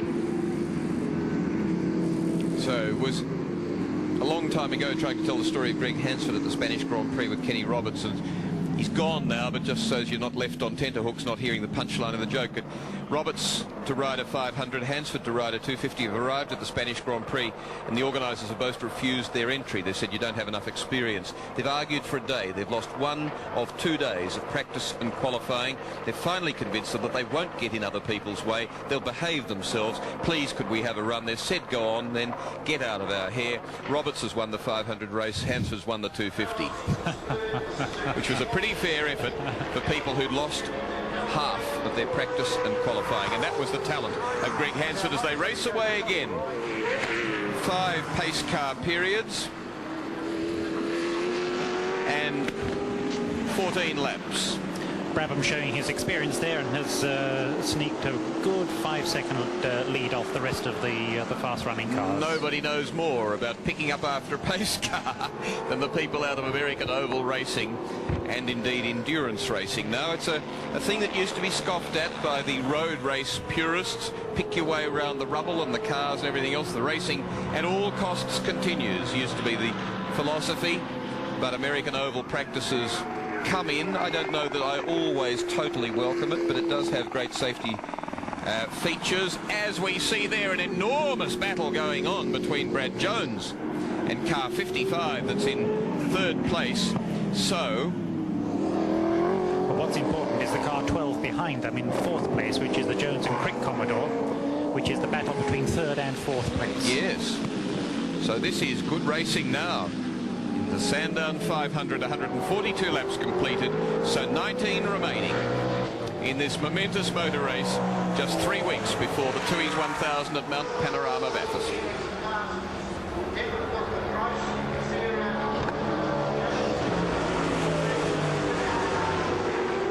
And probably about 5 seconds. Let's have a look at it. I think that is correct, Will. It's just under 2 seconds. Yes, so I was guessing, but 1.795 between 3rd placed 55 Dunstan Harrington and 4th placed Jones Crick in car number 12. Crick, of course, the guy who in a Honda NSX has won the last 2 Targa Tasmanias, the 2 that have been held so far, doing phenomenal speeds over everyday Tasmanian roads. They're more interesting down in Tassie, I think. Tighter, greener, more covered with forestry. And there you see the gap on this marvellous scoring system that we have here on SBS. That's 4th place. There's 3rd, the yellow car in front. Having a lot of trouble getting past that Donahoe car. Managed it now, should clear out. Ampol, one of the later oil companies to come on into motor racing, and at the moment the leading oil company backed car in the race, so beating Mobil, which is Peter Brock. Sorry, they're chasing Mobil, car 55. This is the lead Mobil car, but they're ahead of Shell, ahead of Caltex, and others who are here. So now there's the laptop that's being plugged into the engine management system. They're trying to read down what's wrong with that car and what area they need to go to make their adjustments to get that car back on the road if they possibly can. They can actually rerun what the car's done out on the track, and it can run round the track showing where the car was as it changed gear, what revs it did and so on. Alternatively, you could look at what we saw earlier, and that is the throttle opening, the manifold vacuum, the revs that the car's doing and so on, and ultimately when they get the sensors installed, what gear they're in and what speed they're doing. It's exactly the same sender system as we have in Formula 1. There's 3rd going out of picture, here's 4th chasing.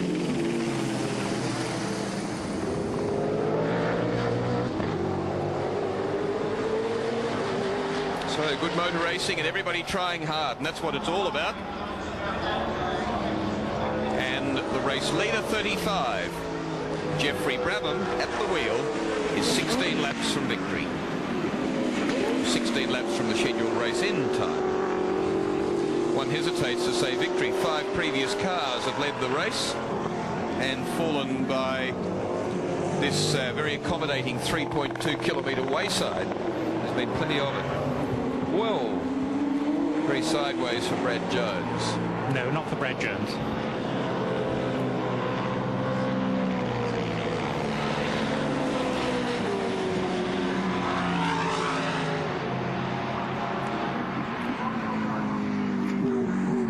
So there's Brad Jones, and then Rod Jones, and then the Dick Johnson team car.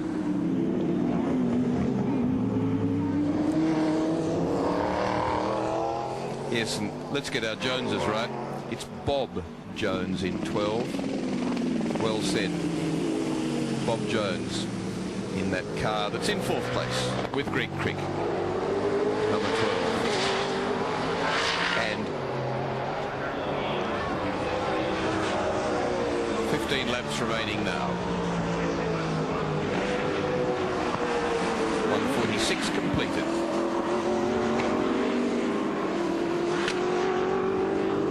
So 48 kilometres from race end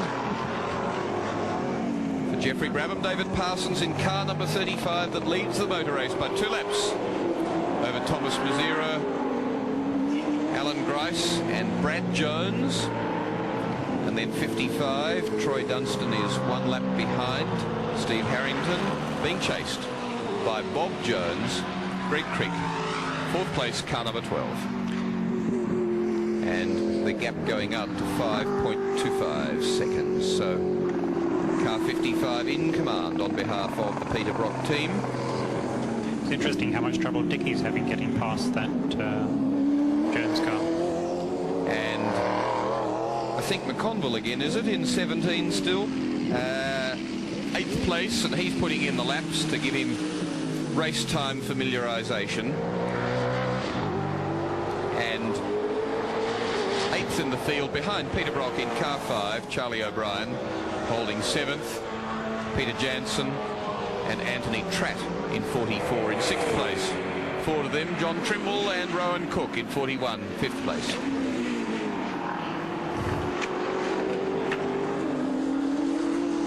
And forward of 5th place is this car, 4th. Bob Jones saying back.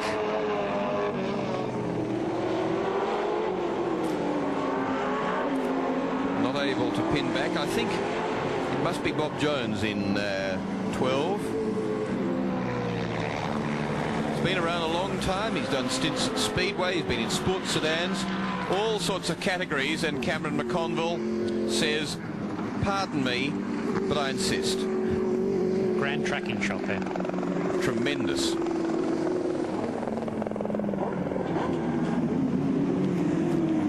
have a bit back again. Yes. Good stuff. The boy wanted experience and he's getting it. Very nice too. Good stuff. It's a lovely flowing track, this outside Sandown track. It reminds me of what they did to the Nürburgring when they made it comply with Grand Prix regulations and people walked away from it in droves, and what the public and competitors thought of the Grand Prix track here at Sandown was shown by some of those World Championship sports car races in 84, 88. The outright lap record holder still John Louis Schlesser here at Sandown in that Mercedes-Benz. But this is the good Sandown track around the outside. It's a good, fast-flowing track. It's a track where you have to be able to drive and you have to be brave if you're to go over the top there at proper race speed. And the crowd love it. They can see it too well from the stand. And the competitors like it too. That infield is Mickey Mouse. So this great battle continues. McConville goes the other side this time, and a little bit more determined. But he didn't close the door. Oh dear me, that's a big moment. He's going to Gone. It's gone. It's a big crash coming up. Ah, dear. Ah, good. Not hurt. Boy, oh boy, that was on for a long time. And in 4th place, car number 12, and in very brave situation, 7th place, car number 17. And well done, Bob Jones. Well, not in sense of that they collided, but the way he gathered it up. And look at this, he suddenly said, hang on a moment, there's a spot down the other way here. Boy, that was great thinking. And in 17, it was a long, fast, frightening ride.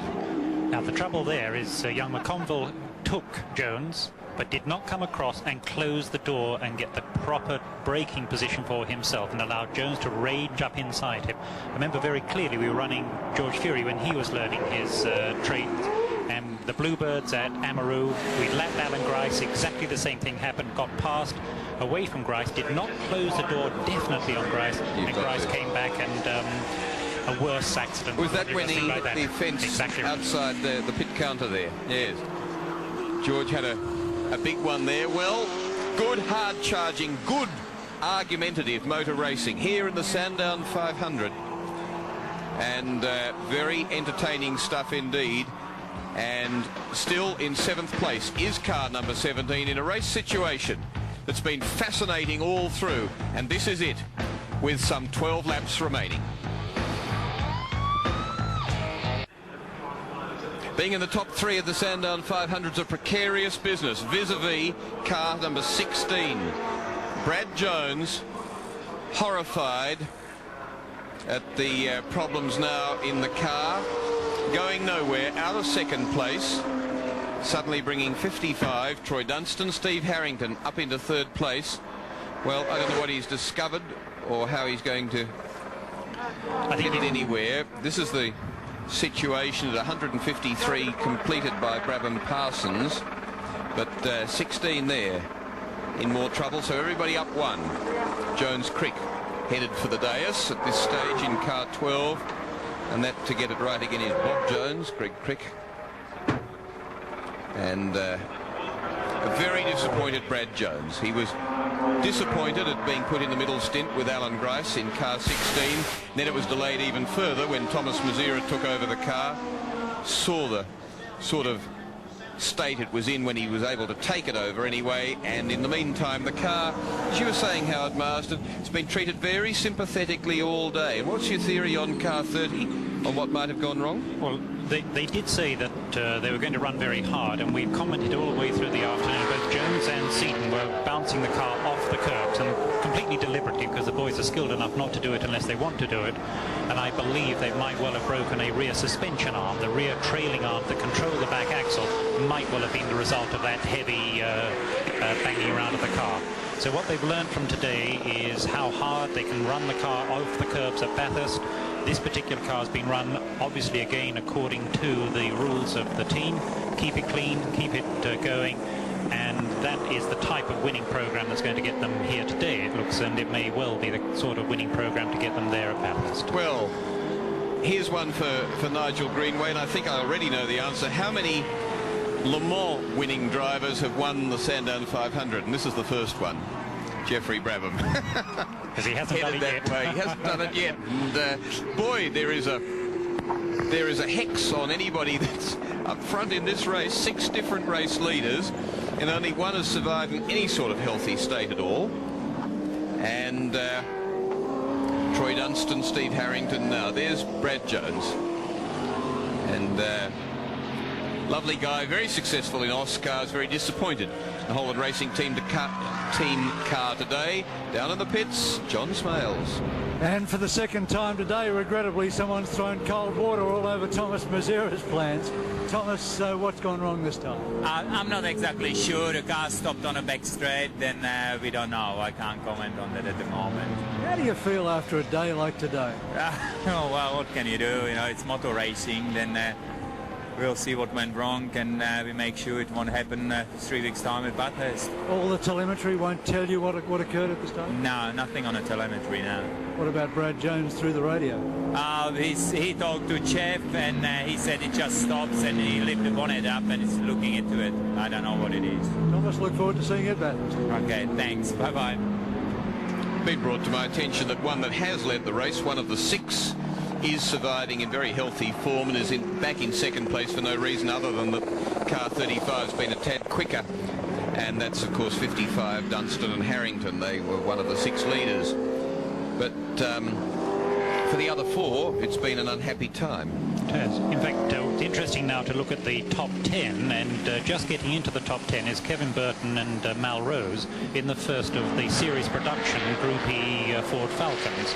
And they've done exactly what they said they would do all day long, is to run round, keep out of trouble, keep the car going, and they're going to be rewarded at the moment with a top 10 position. That's car number 10, the black Falcon that Kevin Burton runs regularly in long-distance Group E races. As 4 laps remain now, 157 laps completed, and it's got quite a bit of, there it is, Melrose gear on it, but Kevin Burton, his wife Helen, very enthusiastic runners of the car, and Melrose, who's a very hard charger in Group E cars, and as I say, he's brought some of his expertise, some of his bits to that car today, and blow me down. Into 10th place goes a virtually road-going Falcon. And car 55 now. We said all the cars that have led the race have failed to survive. I was corrected by Nigel Greenway, and can you honestly believe it? There's the 5th of the 6 leaders. And in 2nd place, and Bob Jones, Greg Crick in car 12, John Trimble from the Daily Planet, a relaxation place for men in Melbourne, and Rowan Cook will be into 3rd place. And Trimble is a very amateur driver indeed, who's been shown the way around a little bit by Alan Grice, but this is just unbelievable. 158 laps completed by Brabham Parsons, so 3 only remaining. And here is 31 from Castle Hill, and that car a long way down. It's in 20th place, Monday and Scott. But here we go. I think that was another piece of a piston that's just gone out. A bit of a flame, a bit of smoke. Dear oh dearie me. Well, there's a lot of very serious rebuilding and a very serious analysis of what's gone wrong with a lot of cars to be done in the next 3 weeks, because there really has been absolute decimation of cars here today. Hello? Can't believe he's gone out again. Kidding. I don't know what that's all about. So he can be a finisher. So he can be, well, 100 and... Yeah, he could finish third, okay. That's if the black flag doesn't get him first. Yes. Well, I'd say drop it in a very high gear and make it do very few revs. What do you think, Howard Marsden? Well, I think that he should come possibly round to just the front straight, run it slowly and then just trickle over the start-finish line, maybe his trick, and therefore he's actually got there 2 laps to go. He could actually stay in the pits and drive down out of the pits. Well, he to could the finish line. Exactly right. And he's 3 laps up at the moment, so he could well make it. You know where the problem is? It's on the left bank, isn't it? The right bank doesn't look too bad. No, I think they both come out of the one side right. and cross over. Yes, that's right. So... But I would say the black flag, if he goes past the pits, they'll get him on the black flag. And there, just going out of picture on the left, is the Falcon that now will... No, he'll still be 10th, won't he? No, I think he's going to go up. Well, this is Stephen Harrington. And this is the race leader. Geoffrey Brabham, he's coming round to complete lap 160 and to go out on his final. Best they make this a very slow one for car number 55. And 55 can finish in third. It will keep Trimble and Rowan Cook in car 41 off the dais if it gets to the finish line, as 35 comes up towards the finishing line, and in about another minute 20, if 55 can keep going, it will claim third place. He should actually have been going more slowly and allow the lead car to take him one more time. Yes. I would have said, as I say, up into pit lane and come back slowly out of that. Exactly. Because there's even a run down off there. No, they've done it. He's going to do another complete lap now. Oh, he's picked up speed and enthusiasm, but he gains nothing by doing that, and he risks everything. Another 3.2 kilometres, but anyway. The crowd love it. It's not the last bit of smoke that's been seen around Sandown, but look at the job done by Geoffrey Brabham and by David Parsons. And, well, one can't speak highly enough of both of them. First time in this race for Brabham, for David Parsons. 10 previous runs here. He started here in 82, was 16th on the grid and retired. He retired the following year. He came third with John Harvey for the dealer team in 84, as victory for Peter Jackson and for Geoffrey Brabham and for David Parsons as he comes towards the finishing line in a time of just over 3 hours and 40 minutes in the Sandown 500. And into second place should come Bob Jones and Greg Crick in car number 12. 161 laps completed by car 35.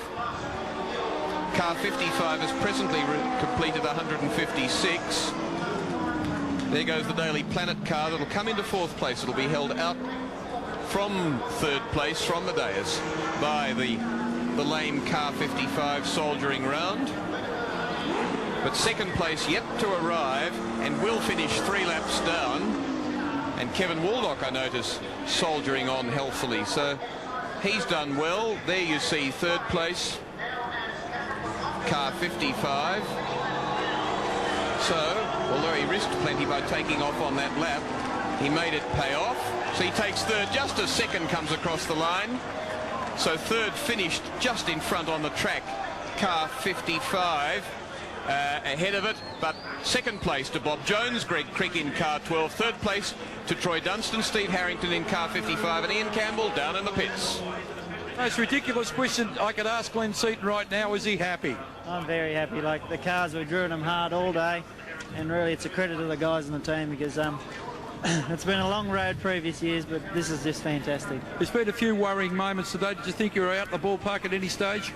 Not really. Alan drove a fantastic race early in the race, and he really set the pace, I think. And the car just went along so well, and it's just little things which I'm glad we sort of sorted out for this weekend for Bathurst, because I think we're really going to Bathurst with the best package. The Commodores, sort of, a lot of them fell to bits today, but we didn't have the Winfield team here, and it's really going to be great to get to Bathurst, because I think we've got the best package at the moment. Glenn has been to victory lane before, but let me tell you, we'll let him go down now, because I think there's going to be a great party in the Ford camp tonight.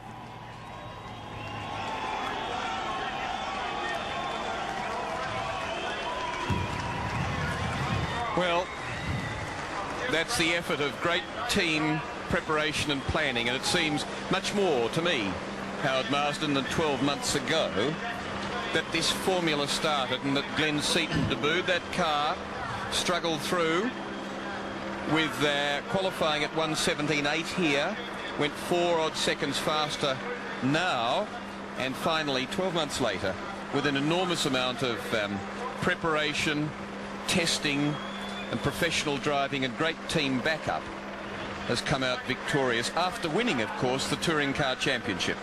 It's a great example of how to run a team and how to keep the whole thing running properly. What a clever thing to actually put together a man of experience of Brabham, together with, as you were saying, Parsons from a Tasmanian dairy farming, and get them together, make them work together, and give the team a win. It's fantastic. And to survive, when you look at it another way, that in the selection of the drivers for those two cars, the 4 drivers needed, they wrote off a car at Phillip Island back in August. They had to rebuild, well, they were building another car anyway, but they had to hasten the build of that. They had to run it at Oran Park, and then they got here, selected Jeffrey Brabham, and he has done a superb job, and so has David Parsons, and I commend them both. I reckon it's sensational. So it's been a great effort. They did it in a time slower than Seaton and Fury, the fastest race on this track back in 1990. That was in a time of 3 hours 32 minutes and 42 seconds. The race time today, 3 hours 41 minutes, 26.21, with 57.1 seconds back to second place, plus 3 laps. The deficit between car 12, second placed Bob Jones, Greg Crick, first place Jeffrey Brabham, David Parsons in car 35, and 1 lap further back to Troy Dunstan in third place in car 55 with Steve Harrington. And so victory to Ford Falcon here, a big comeback. And although Holden and Ford have had 12 pole positions each in the Sandown 500, Ford comes up, I think, to 7 victories, by comparison with Holden, that's had something like 12.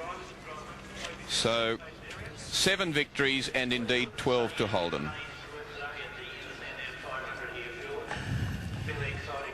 So, but I think what's interesting is you can see that 1 Falcon up at the front, and the number of Commodores that are coming up behind. So the Falcons just hung in on this occasion. Will they do it in 3 weeks' time? Do you still stick to your verdict earlier that the regulations shouldn't be changed until after Bathurst? Exactly right. We've had a good balanced race here. Nobody had an advantage from a product viewpoint, but one team had an advantage from their own abilities. Howard, you've been in team manager role before with Alan Moffat many times.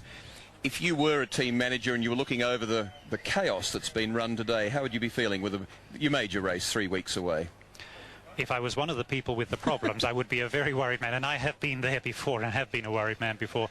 But I think the message is there that they will, I think, really look at the Seaton team at Bathurst and decide that's the pace at which we are going to run, and they're going to have to run around the Seaton car. The Gibson car is yet to arrive, so Bathurst is going to be very exciting because we're expecting great things out of that team as well, because they're doing a lot of testing despite not being here today. So you've got those teams out in the front. You can't pull out the Johnson team because they're there as well. Brock. It's going to be just a wonderful race, just as we've had a super race to here and today. Some top drivers still to come, people like Paul Radisich and John Cleland out of the British Touring Car Championship, both victors in that championship this year in one of the closest, hardest run championships. We think we've seen a lot of biffo this year in Australia. That's right. And very minor by comparison with what's been going on over in Britain. That's exactly right. So we've got a lot to come from the race, but today's just been a remarkable event in that we've had a number of leaders, we've had a number of people making driving mistakes, we've had a number of teams make mistakes, in fact, in not taking advantage on stopping when you've got the course car out. So there's a lot of team management work to be done yet. Tyres, we're hearing that there's more to come from tyres as well. So the race has stood well on its own. It's been a grand race, but it leads us forward into something that can be really terribly exciting. As I say, this race on its own, I think, any race that has 6 different leaders from 2 different marques, the major marques running the race, you have no complaint. You say you're having a good motor racing, and for all that I and others have been critical of this formula and the way it's been done to some degree, and I think the way it's been done to some degree is the fact that you're having the sort of arguments that we're getting now about the regulations, because it is a juggled sort of a formula, and whenever you juggle, you get some of the jugglers complaining. But we'll be back shortly to give you full review and wrap up and presentation of this Sandown 500.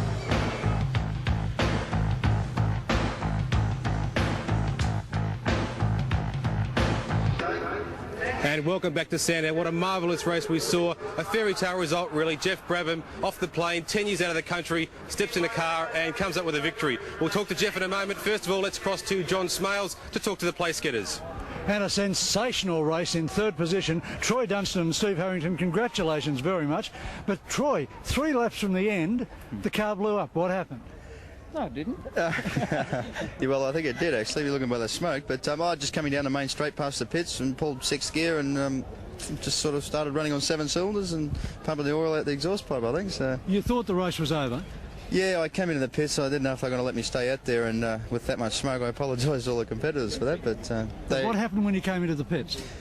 Well, they said there's nothing we could do. Just go out, finish, wait till David and Jeff had gone through and we could finish the race. We'd probably hold our position, which we have, so I'm pretty happy with that. Steve, you won last year. You saw the race just falling away from you 3 laps from the end. You thought it was all over, didn't you? Yeah, I definitely did, John, but thankfully Troy called into the Quick's food store there and put a can of Mobil 1 in it and it got us home.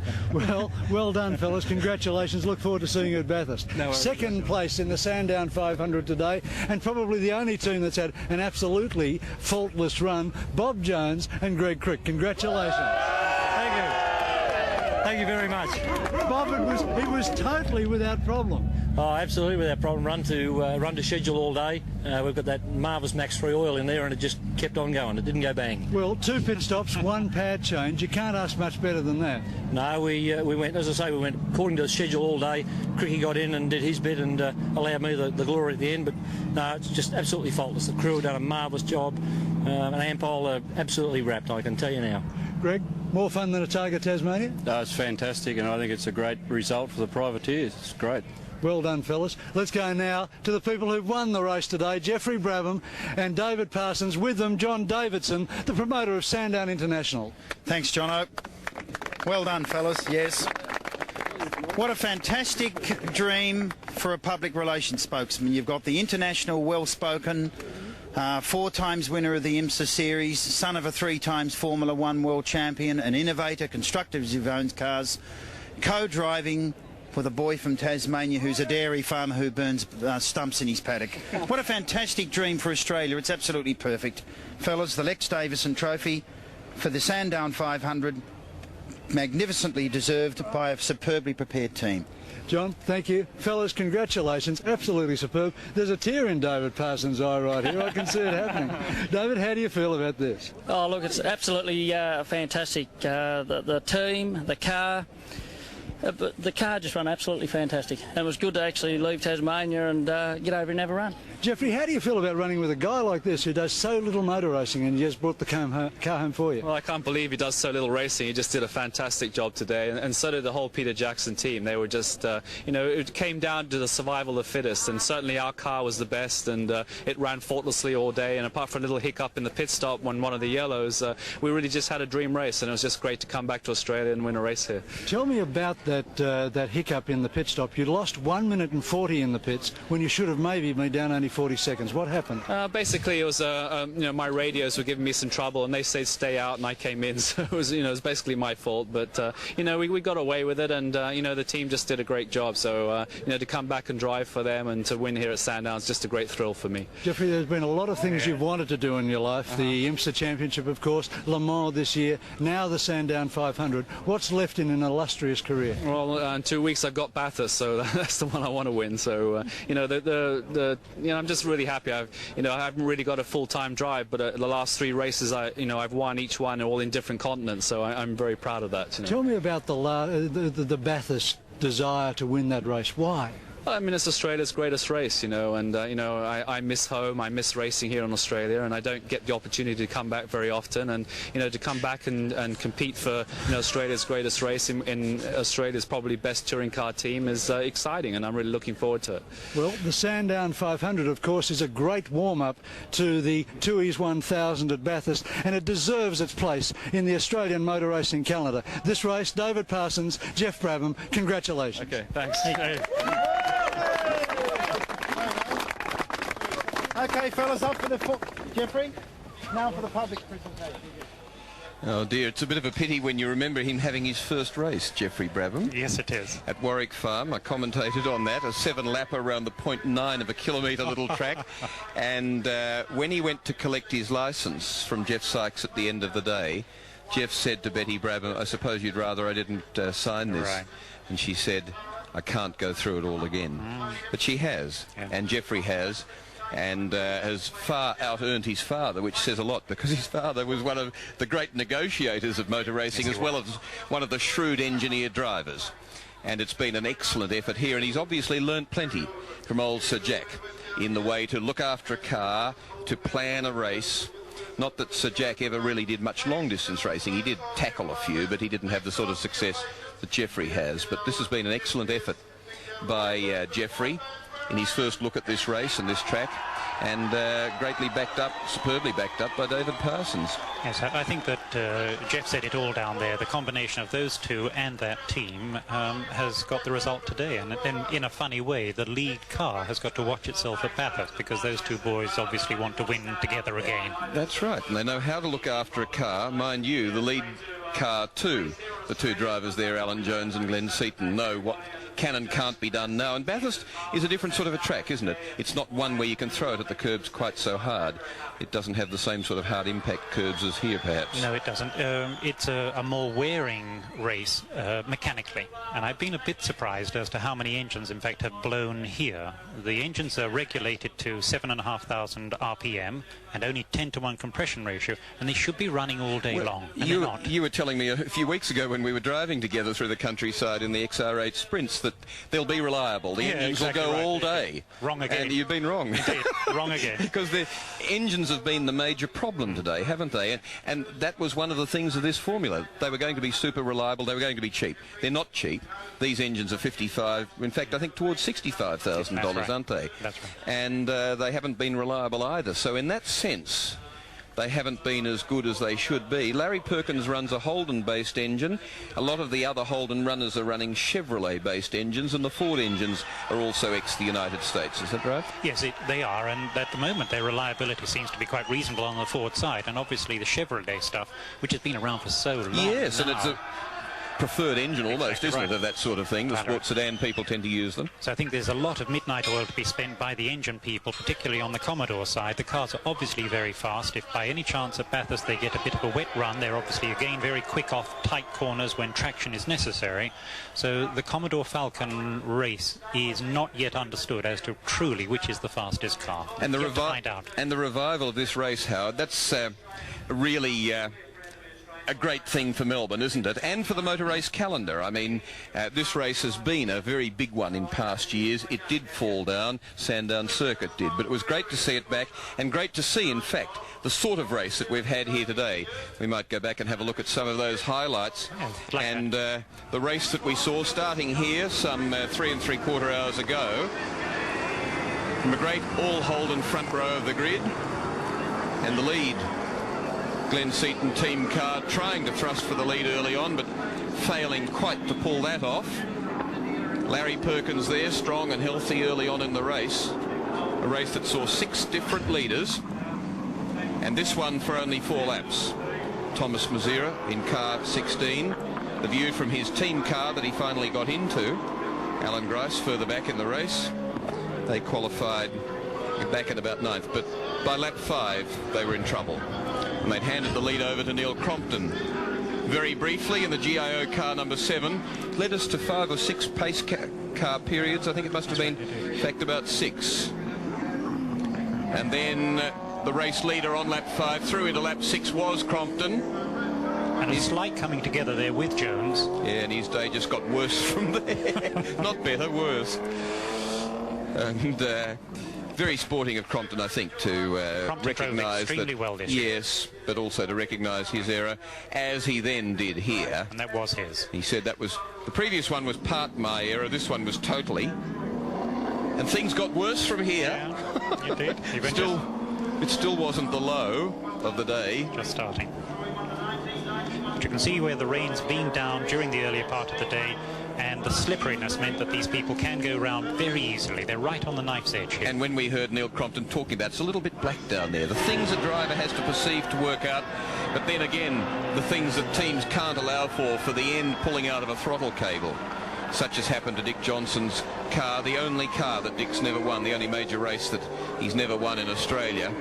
And then Mark Gibbs now at the wheel of car number 7, that was one of 6 race leaders of this memorable Sandown 500, but off to the pits for that car with a leaking oil cooler. The splitter at the front on the front spoiler had got into the oil cooler, and Peter Brock was to suffer, had suffered through a lot of the race from leaking oil, but finally the officials and the rest of the competitors didn't want any more of it, so they had to try and soldier on to solve that problem for a car that finally finished in 10th place. And then let's clean the screen, and no hope. That was one of the crazier episodes of the day, and one I suspect that won't recur for this reason. I was saying Peter Brock finished 10th. He didn't. He's a non-finisher when the official results. So there's a cold run coming up for the drivers of this car from now on, but they did soldier on, nearly got through, not quite. And they finally, that's Larry's classified car as a non-finisher too, as was Larry Perkins, the new lap record holder, fastest lap of the race and below the previous lap record. When Greg Hansford was driving, went on to 7 cylinders. They said keep going. He did for as long as he could. And then something broken at the rear here, Howard. Right, indeed. Almost certainly the braking troubles they're having there is because they've broken the part of the suspension. They retired the car within 2 laps of that particular shot. So Jonesy did terribly well to hang on to that car and not lose it over the edge. And Brock in further trouble. One of many, many cars recovered around the track. 23 started the race, and indeed 12 classified at the finish, 3 not classified, and the remainders non-finishers. But this is young Cameron McCoven having a great lesson in when you pass one of the more aggressive drivers, come back across him, take your line, take your position through, otherwise he'll break back underneath you. And amazingly, the car that he was arguing with, well, they both soldiered on, in fact. Dick Johnson to continue on and to finish in 6th place, and the other car that he'd been arguing with to finish much better than that. So really an incident-packed day down here at Sandown. A thrilling Sandown 500, which I've greatly enjoyed, Howard Marsden. But it wasn't the only race on the program, though, was it? We saw plenty of other good motor racing here. So one of the other races that we saw was, in fact, a Thunder Sports race earlier in the day. We'll come to that in just a moment, but We've seen the presentations. Let's have a look now at the official results of this Sandown 500, a race started in 1964, won then in an Alfa Romeo by Dr. Roberto Busanello, a official Alfa factory driver at that stage. But here, Ford Falcon victorious over the Holden Commodores of Jones and Crick, number 12, the Commodore of 55 of Dunstan and Harrington, and then a Commodore in 4th place, Commodore in 5th place. So an outstanding result for Commodore, but not the big main placing that they wanted. 6th came up Dick Johnson, 7th the Phoenix Motorsport entry, Gassati and Ellery, and then Group E, goodness gracious, Burton, Kevin Burton and Mal Rose, and indeed backed up by other Group E cars in 9th and 10th, coming in the top 10 of the race. Getting on to 11th and 12th place, the only other survivors, because not classified at the finish was Chris Muscat, also car 21, the Mokapan Coffee entry of the Donahers, and car 31, the Kart Mania entry, and then we got on to the retirements from there. And the Holden Racing Team cars, Brock and O'Brien, Seaton and Jones, that looked to have the race well wrapped up. Perkins and Hansford, who were trying to fight with them, and we were hoping for Larry to get back in the car and to see what he would do when he put on the last third of the race and the real frantic run to the finishing line. So car 39, but then behind them even was some further non-finishers, and 3 others not classified, including Colin Bond in the Caltex Team Toyota. So really a great day for the battle between Ford and Holden. A disappointing day in terms of reliability. Everything there for Holden but victory. And lots of work to be done in the next few weeks. Entirely right. And I think that the Group A boys have put on a good show. The Group E boys ran well. The 2 litres were disappointing today. Let's see how they do at Bathurst. Yes, because we saw that converted Sierra with the turbo off, running as a 2-litre car, and it had a myriad of problems and ultimately not classified at the finish. But as I was saying, we saw not only Jim Richards' son Stephen have a good result earlier in the day under very difficult conditions in the wet in Formula Ford, but we saw some very exciting, very fast racing in Thundersport. So let's have a look now